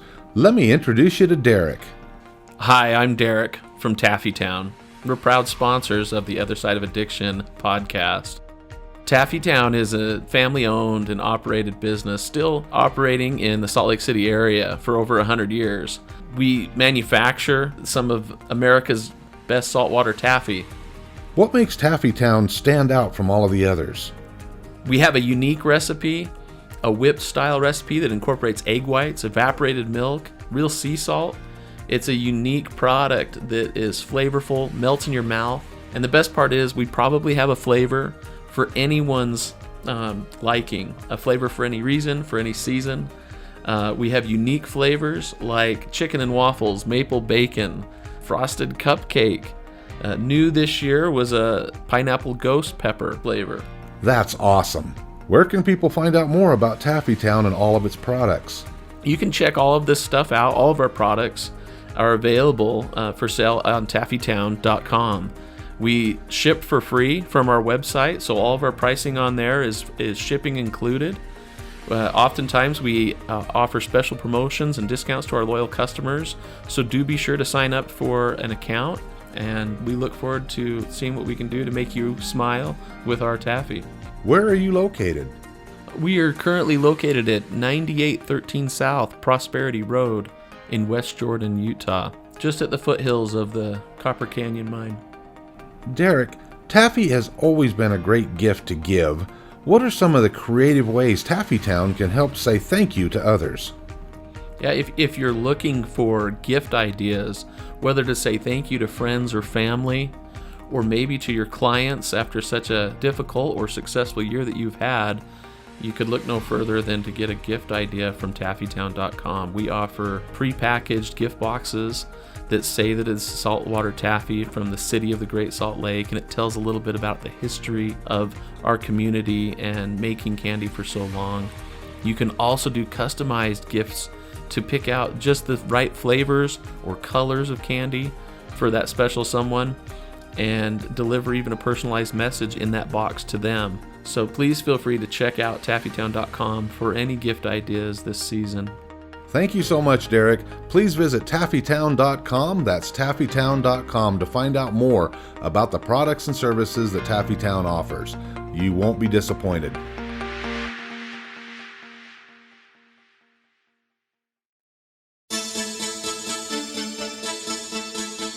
Do you know someone who's gambling with death due to an addiction? Do you know someone whose life is being turned upside down due to a loved one that's battling with addiction?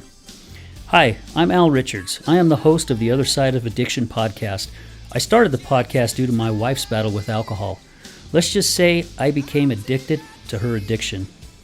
Our podcast is helping people understand a little more about those who have battled addiction and those who are hurting from their addiction.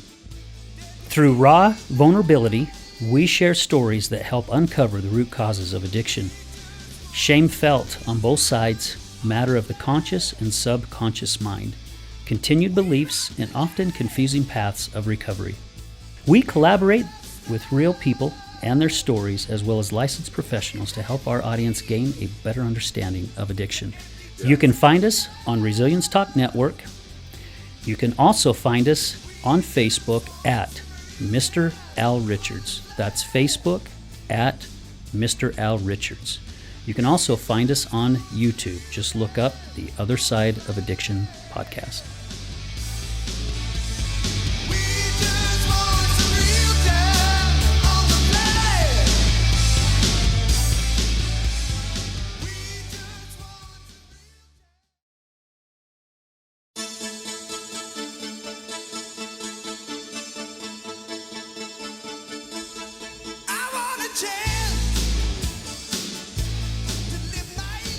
Hey, everybody. Welcome back to the Other Side of Addiction podcast.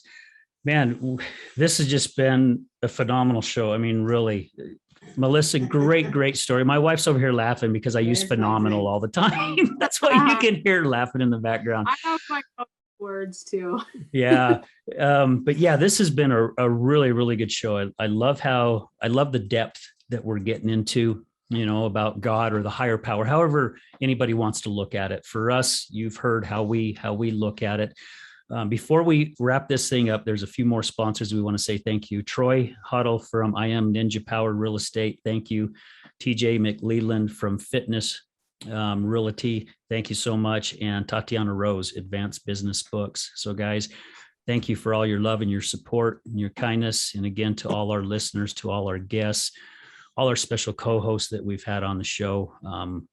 You guys have really helped us grow, and we are very blessed and grateful for it. So, all right, before, you got something? We got it. Brad Newfield again. Brad Newfield. For him and Resilience Talk Network again, we wouldn't be here. So yeah. So thank you so much.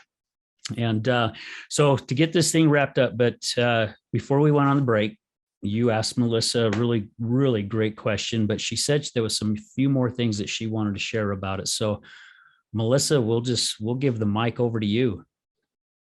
Well, thank you.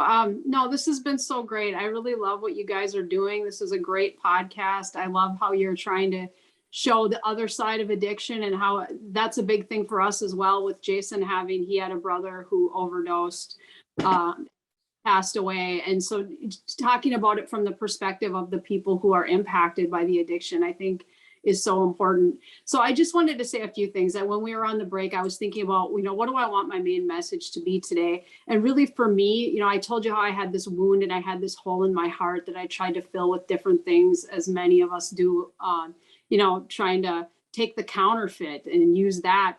I had to make Jesus my first love, and he really wanted to be. And this is so hard to wrap your mind around from a human perspective, because we want something with flesh. We want something that's going to be there, Yeah. And it's hard to wrap your mind around the Holy Spirit when he comes to indwell in you, is living within you as your inner witness and your guide, and leading you into all truth. And when you believe that, you need to get into the Bible and believe it. And I'm sorry, I'm getting people were letting me know that I missed an interview. That's you guys. Oh, that's us been reaching out. Yeah. People trying to reach me, but thank the Lord that I got here. I'm glad that I got here. But I went through, so after I got sober, actually very shortly after, I crossed paths with a man, and I had met him in the 90s. I had met him in the mid 90s when I was in a very different place in time. We had some mutual acquaintances, and we just met random. We just were introduced one time. And then 5 years had passed. I'm newly sober. I'm working at the news station. I go over to do an interview across the street, and I'm looking for an interview subject to get a soundbite real quick. And I see this man, and our eyes lock. And I come up to him and we start talking, and I say, "Hey, you're Mike Huray. Don't we know each other?" So we started catching up on how we had known each other or met briefly in the 90s. And I look back on God's strategy and his intentionality. And to answer your question, JD, God keeps proving himself to me over and over again. And some may say that was too early to get into a relationship. But 17, 18 years later, we are still married to this day. But God, when he saw that I was really done and I had really surrendered, I feel like he blessed me with the man that he had in mind for me, that I had tried to circumvent by doing it outside of his timing and his will. And God's plans are always so much better than anything that we can dream up in our mind. And our mind puts limits and circumstances and tries to figure things out and rationalize when we can never understand the mind of God. He wants to give us exceedingly abundantly more than we can ever ask or think. So Mike and I got married a year after that day that we met. We have 2 daughters, so I have 3 daughters total, and God had blessed me immensely. And in the midst of our marriage, we struggled around year 7. We were separated for a time. We fell into sin, and we had a terrible damage happen to our marriage. And I thought that it was over, and I had to turn that over to God. And in my heart, I knew that God had brought us together and that he would be faithful to complete what he had started. And I just started praying for restoration and transformation of my marriage. I started believing for it. I started looking at the Bible and believing what the Bible said about marriage and what God's heart for marriage is. He doesn't want to take you half the way. He wants to take you all the way. He doesn't want to see marriages break up and end. I didn't want to go through a second divorce. My husband didn't either. So through that process of surrender, the Lord led us specifically to the people, the ministries, everything that we needed to be able to heal, to forgive, to be able to really take our marriage to the next level. And I mean, that was 10 years ago or more. And we renewed our vows actually on our 10-year anniversary. God is faithful. When you surrender to him and you put your life in his hands, he can do so much more than you can imagine. So I wanted to just touch on a couple short scriptures in John chapter 16. At the end, he's talking to his disciples about how he has to go to the cross. And he says to them, in this world, you will have trouble. He's saying, it's a fact. Take it to the bank. This isn't a free ride. This isn't your permanent home. We have to fix our eyes on Jesus and our eternal home. And we need more of a supernatural mindset, that this world is so temporary and limited. And this stuff that our momentary troubles here are going to pass away. Our life here is like the breath on the wind, and it's gone. So store up your treasures in heaven. Like you said, JD, help people. Do what you can to create a legacy for yourself. We can't bring anything with us, titles, positions, possessions, none of it. The only thing we can do is bring people. So spend your time witnessing and let God set up those divine appointments for you. The other verses in Philippians chapter 4, Paul's in prison. I mean, if you want to read about a guy who's persecuted, read about Paul, who is continuing to praise in his persecution.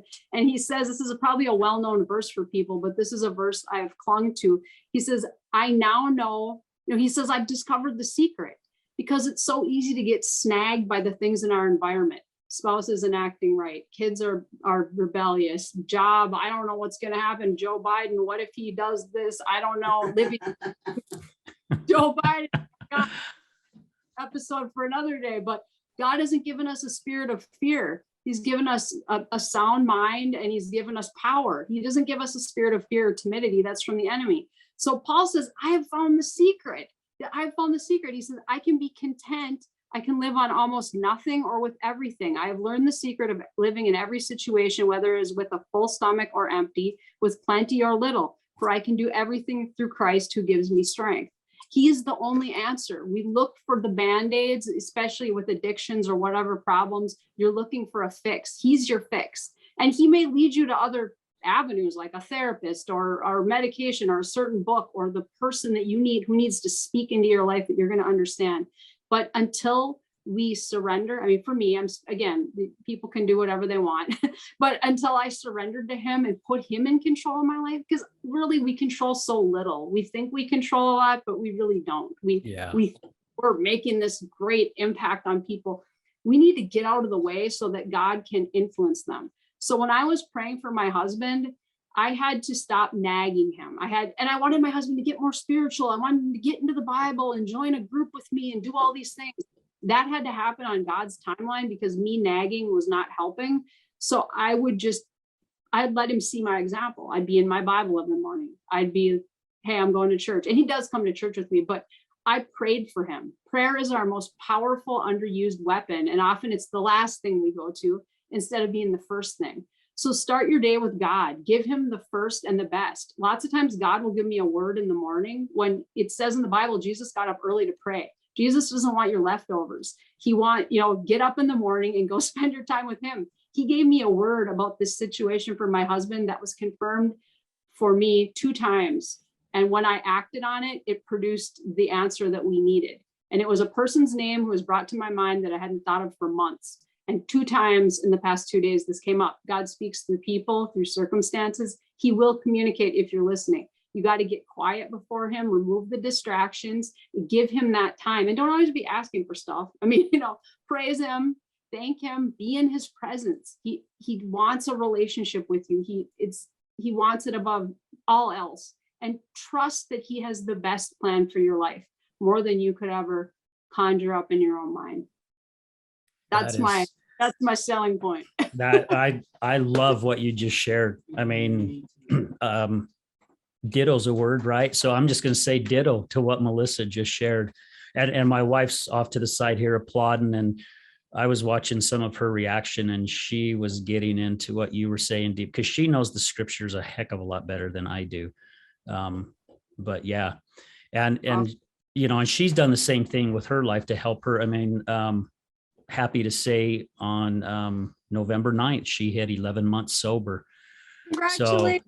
So yeah, doing great. And she's pretty much has done the same thing. Even the last time she got out of jail, and she said, I had a spiritual awakening. God came and visited me, and I'll even admit it. I'm like, yeah, bull crap. I've heard you say this, I don't know how many times, and nothing has changed.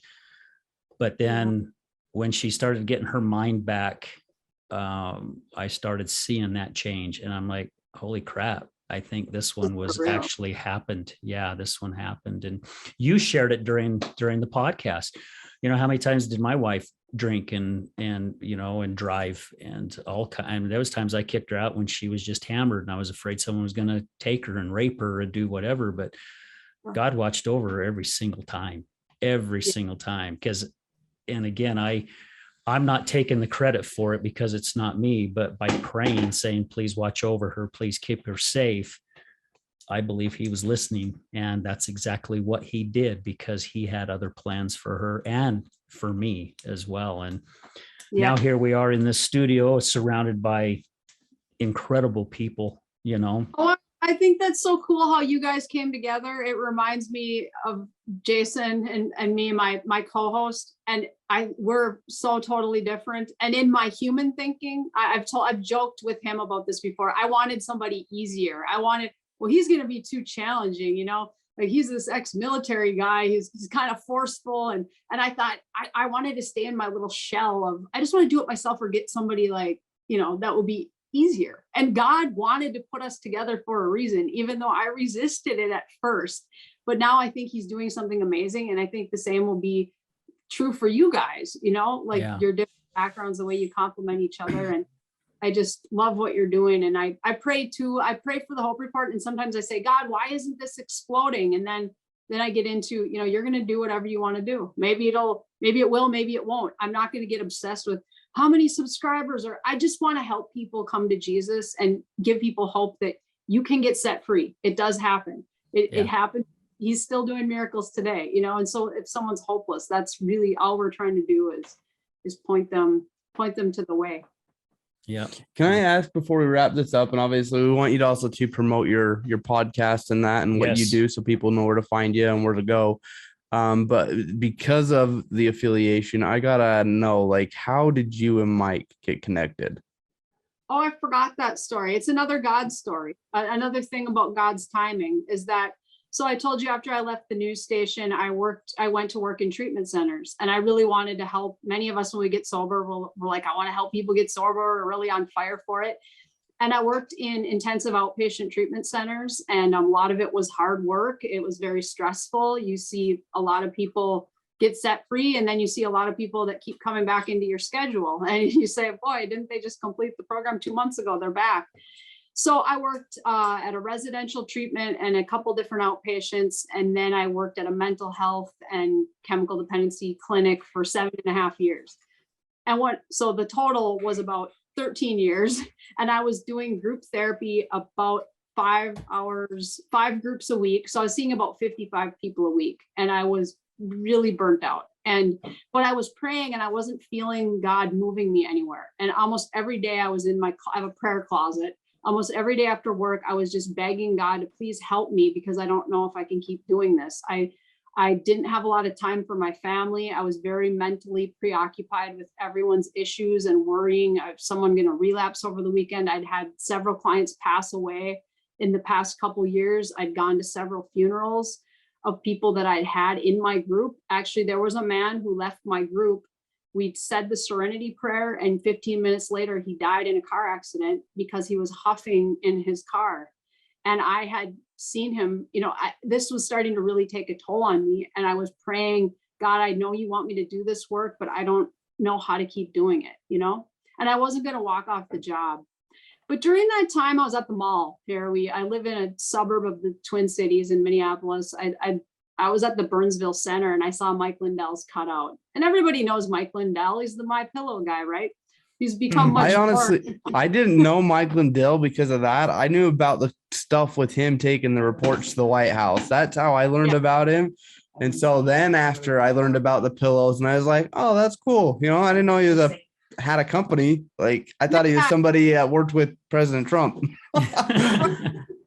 If you're in Minnesota, he's a Minnesota guy. His company is here. And so he's kind of a big deal in Minnesota. So it's probably a little different for us, but everyone has numerous My Pillows, and I just knew him as the My Pillow guy. But this day at the mall, I see he's got one of those cardboard cutouts.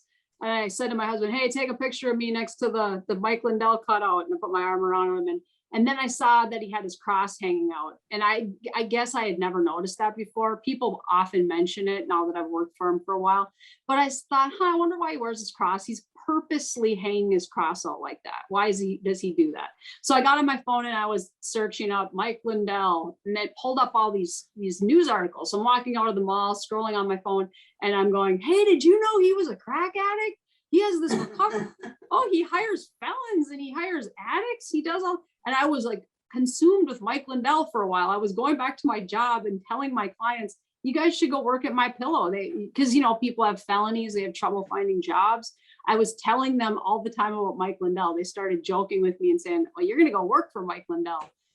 And it didn't happen for probably about 1.5 years more. And I started to think, I really want to work for this guy, but what would I do? I didn't think there'd be anything my skill set would, that I could offer really. So I started searching for employment opportunities at My Pillow. I could never find anything other than the retail store stuff. And I was already stressed out enough. I thought, okay, this isn't going to work. But I did end up applying for a job at the mall because I thought, well, this will get my foot in the door. It's just 2 days a week. This 2 days a week, I'm going to sell pillows.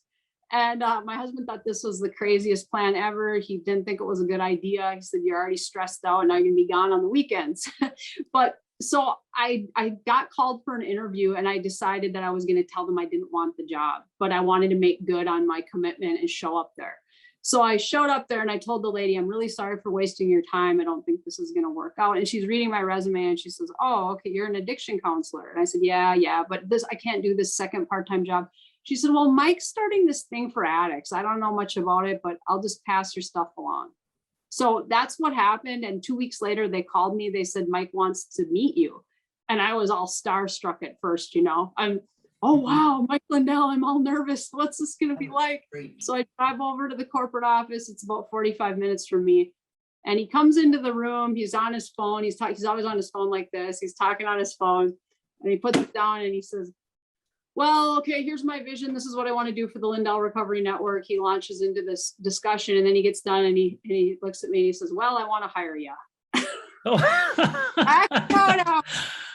And I said, you do? Don't you want to do an interview or ask me any questions? He said, nope, I knew I wanted to hire you. This is a divine appointment. Your name has come up 3 times in the past week.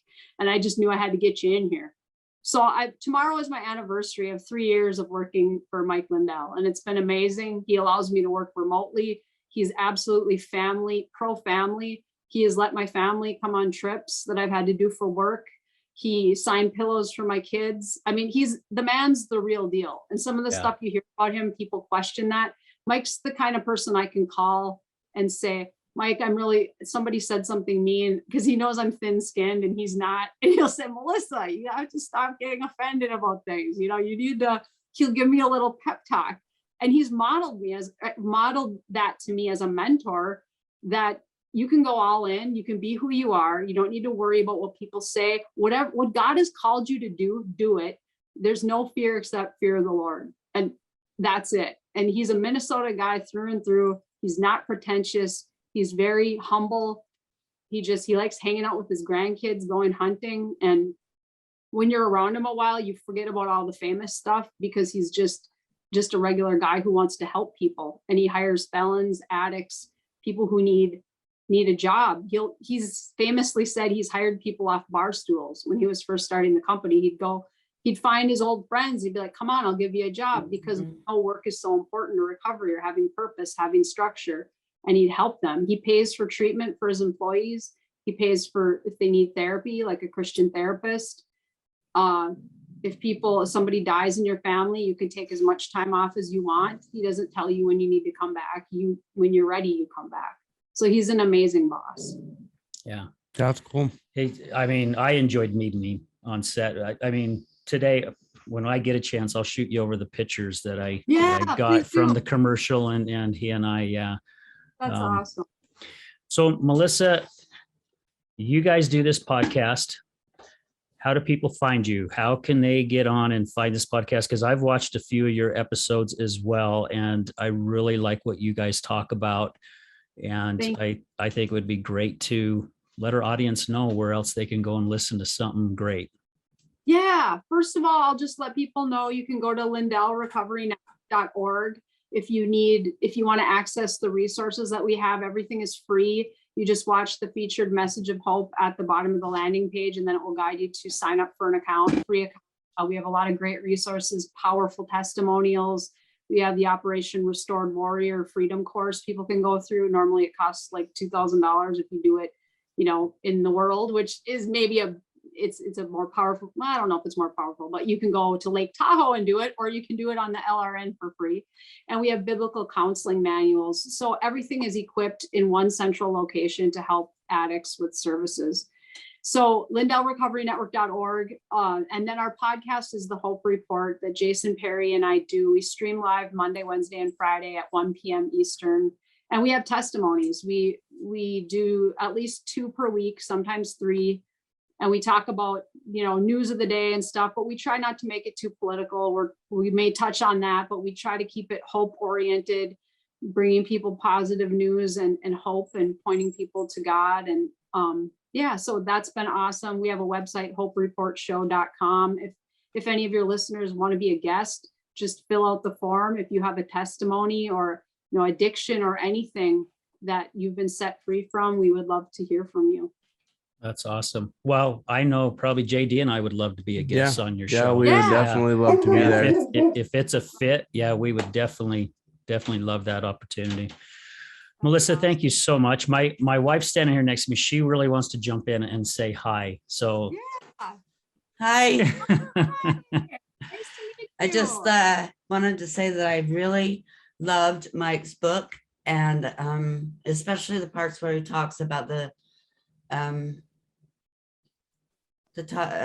times he talks about when he heard from Jesus. Yeah. Thank you. With the phone calls and stuff with his sister and stuff. That I was bawling.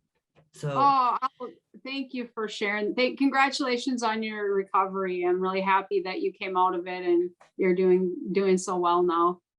Thank you. Okay, you got it in there. That's awesome. Yes, Melissa, again, thank you so much. I mean, I know JD and I really enjoyed this show today. So and I was really determined to figure out how to get to you without a phone number. Yeah. So Oh my God. I feel so bad. Hey, it's Oh, you're okay. good. It all worked out. And as we've said it during the show quite a few times, everything works out the way it's supposed to work out. So Yes, it this does. worked out just great. yeah, thank you for your time. And thank you so much for reaching out to me. I don't think I said that at the start of the show, because I sent a handwritten letter into the corporation at My Pillow, and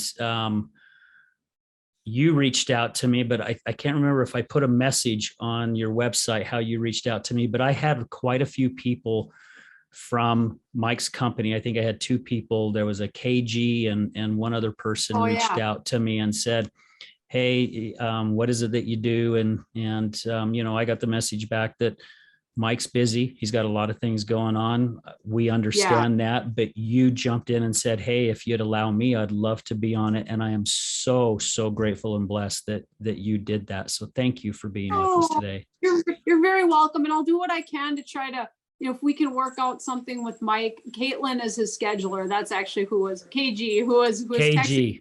Okay. Yeah.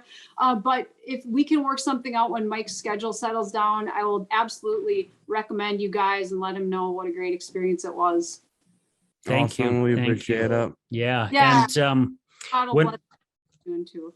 And when the show comes out, I'll be sure to send you a link. So we always let our guests know, hey, we've got quite a few in the pot, because we're trying to stay out of the studio in December because of the holiday. Yeah. But we'll definitely want to get this one out. And when it does, we will let you know. And you will also get the link of this whole show. So, and you guys can use it however you want to use it, because again, it's not our show, it's your show. Thank you. I appreciate that so much. It was really fun. Thanks for having me on. Thank you so much, Melissa. Yeah, thank you. And one last thing before we sign off, I have a journal here that's one of our guests gave us, and I was trying to figure out what I could use that journal for, because I have my journals at home that I write in. Yeah. And I'm like, it would be so cool to bring this journal in, and when we have guests on the show, have them write down what their experience was, so we can always go back. So if when you get a chance, if you would send an email, and if you're okay with your approval, I would like to take whatever you say in an email and then write it down in a book in our journal, just so we have a little bit of record of your time with us. So we would greatly appreciate it. So guys, again, thank you for a great show. Charity, thank you for taking time out of your day to come in and snap a bunch of photos. Thank you so much. Thank you to my wife for coming in and listening to the show. I know we got another really good show after this. And JD, great to have you back in the studio again, brother. Maybe it's part of what I've been missing the last few weeks. Yeah. So thank you. Thank you so much. Can I add really quick too, to again, all our listeners out there and stuff, if you find that this is, again, with Melissa, anything that you heard on this show, if it's somebody that you know that needs to hear it, make sure to hit that like button, subscribe button, and share it with those that you feel that we could help. So yeah, great. Thank you. I'm glad you brought that up. I always seem to forget, and JD, he remembers it. So guys, we're going to leave you with this, as we do at the end of every show. Remember, addiction is giving up everything for one thing. Recovery is giving up one thing for everything. Thank you.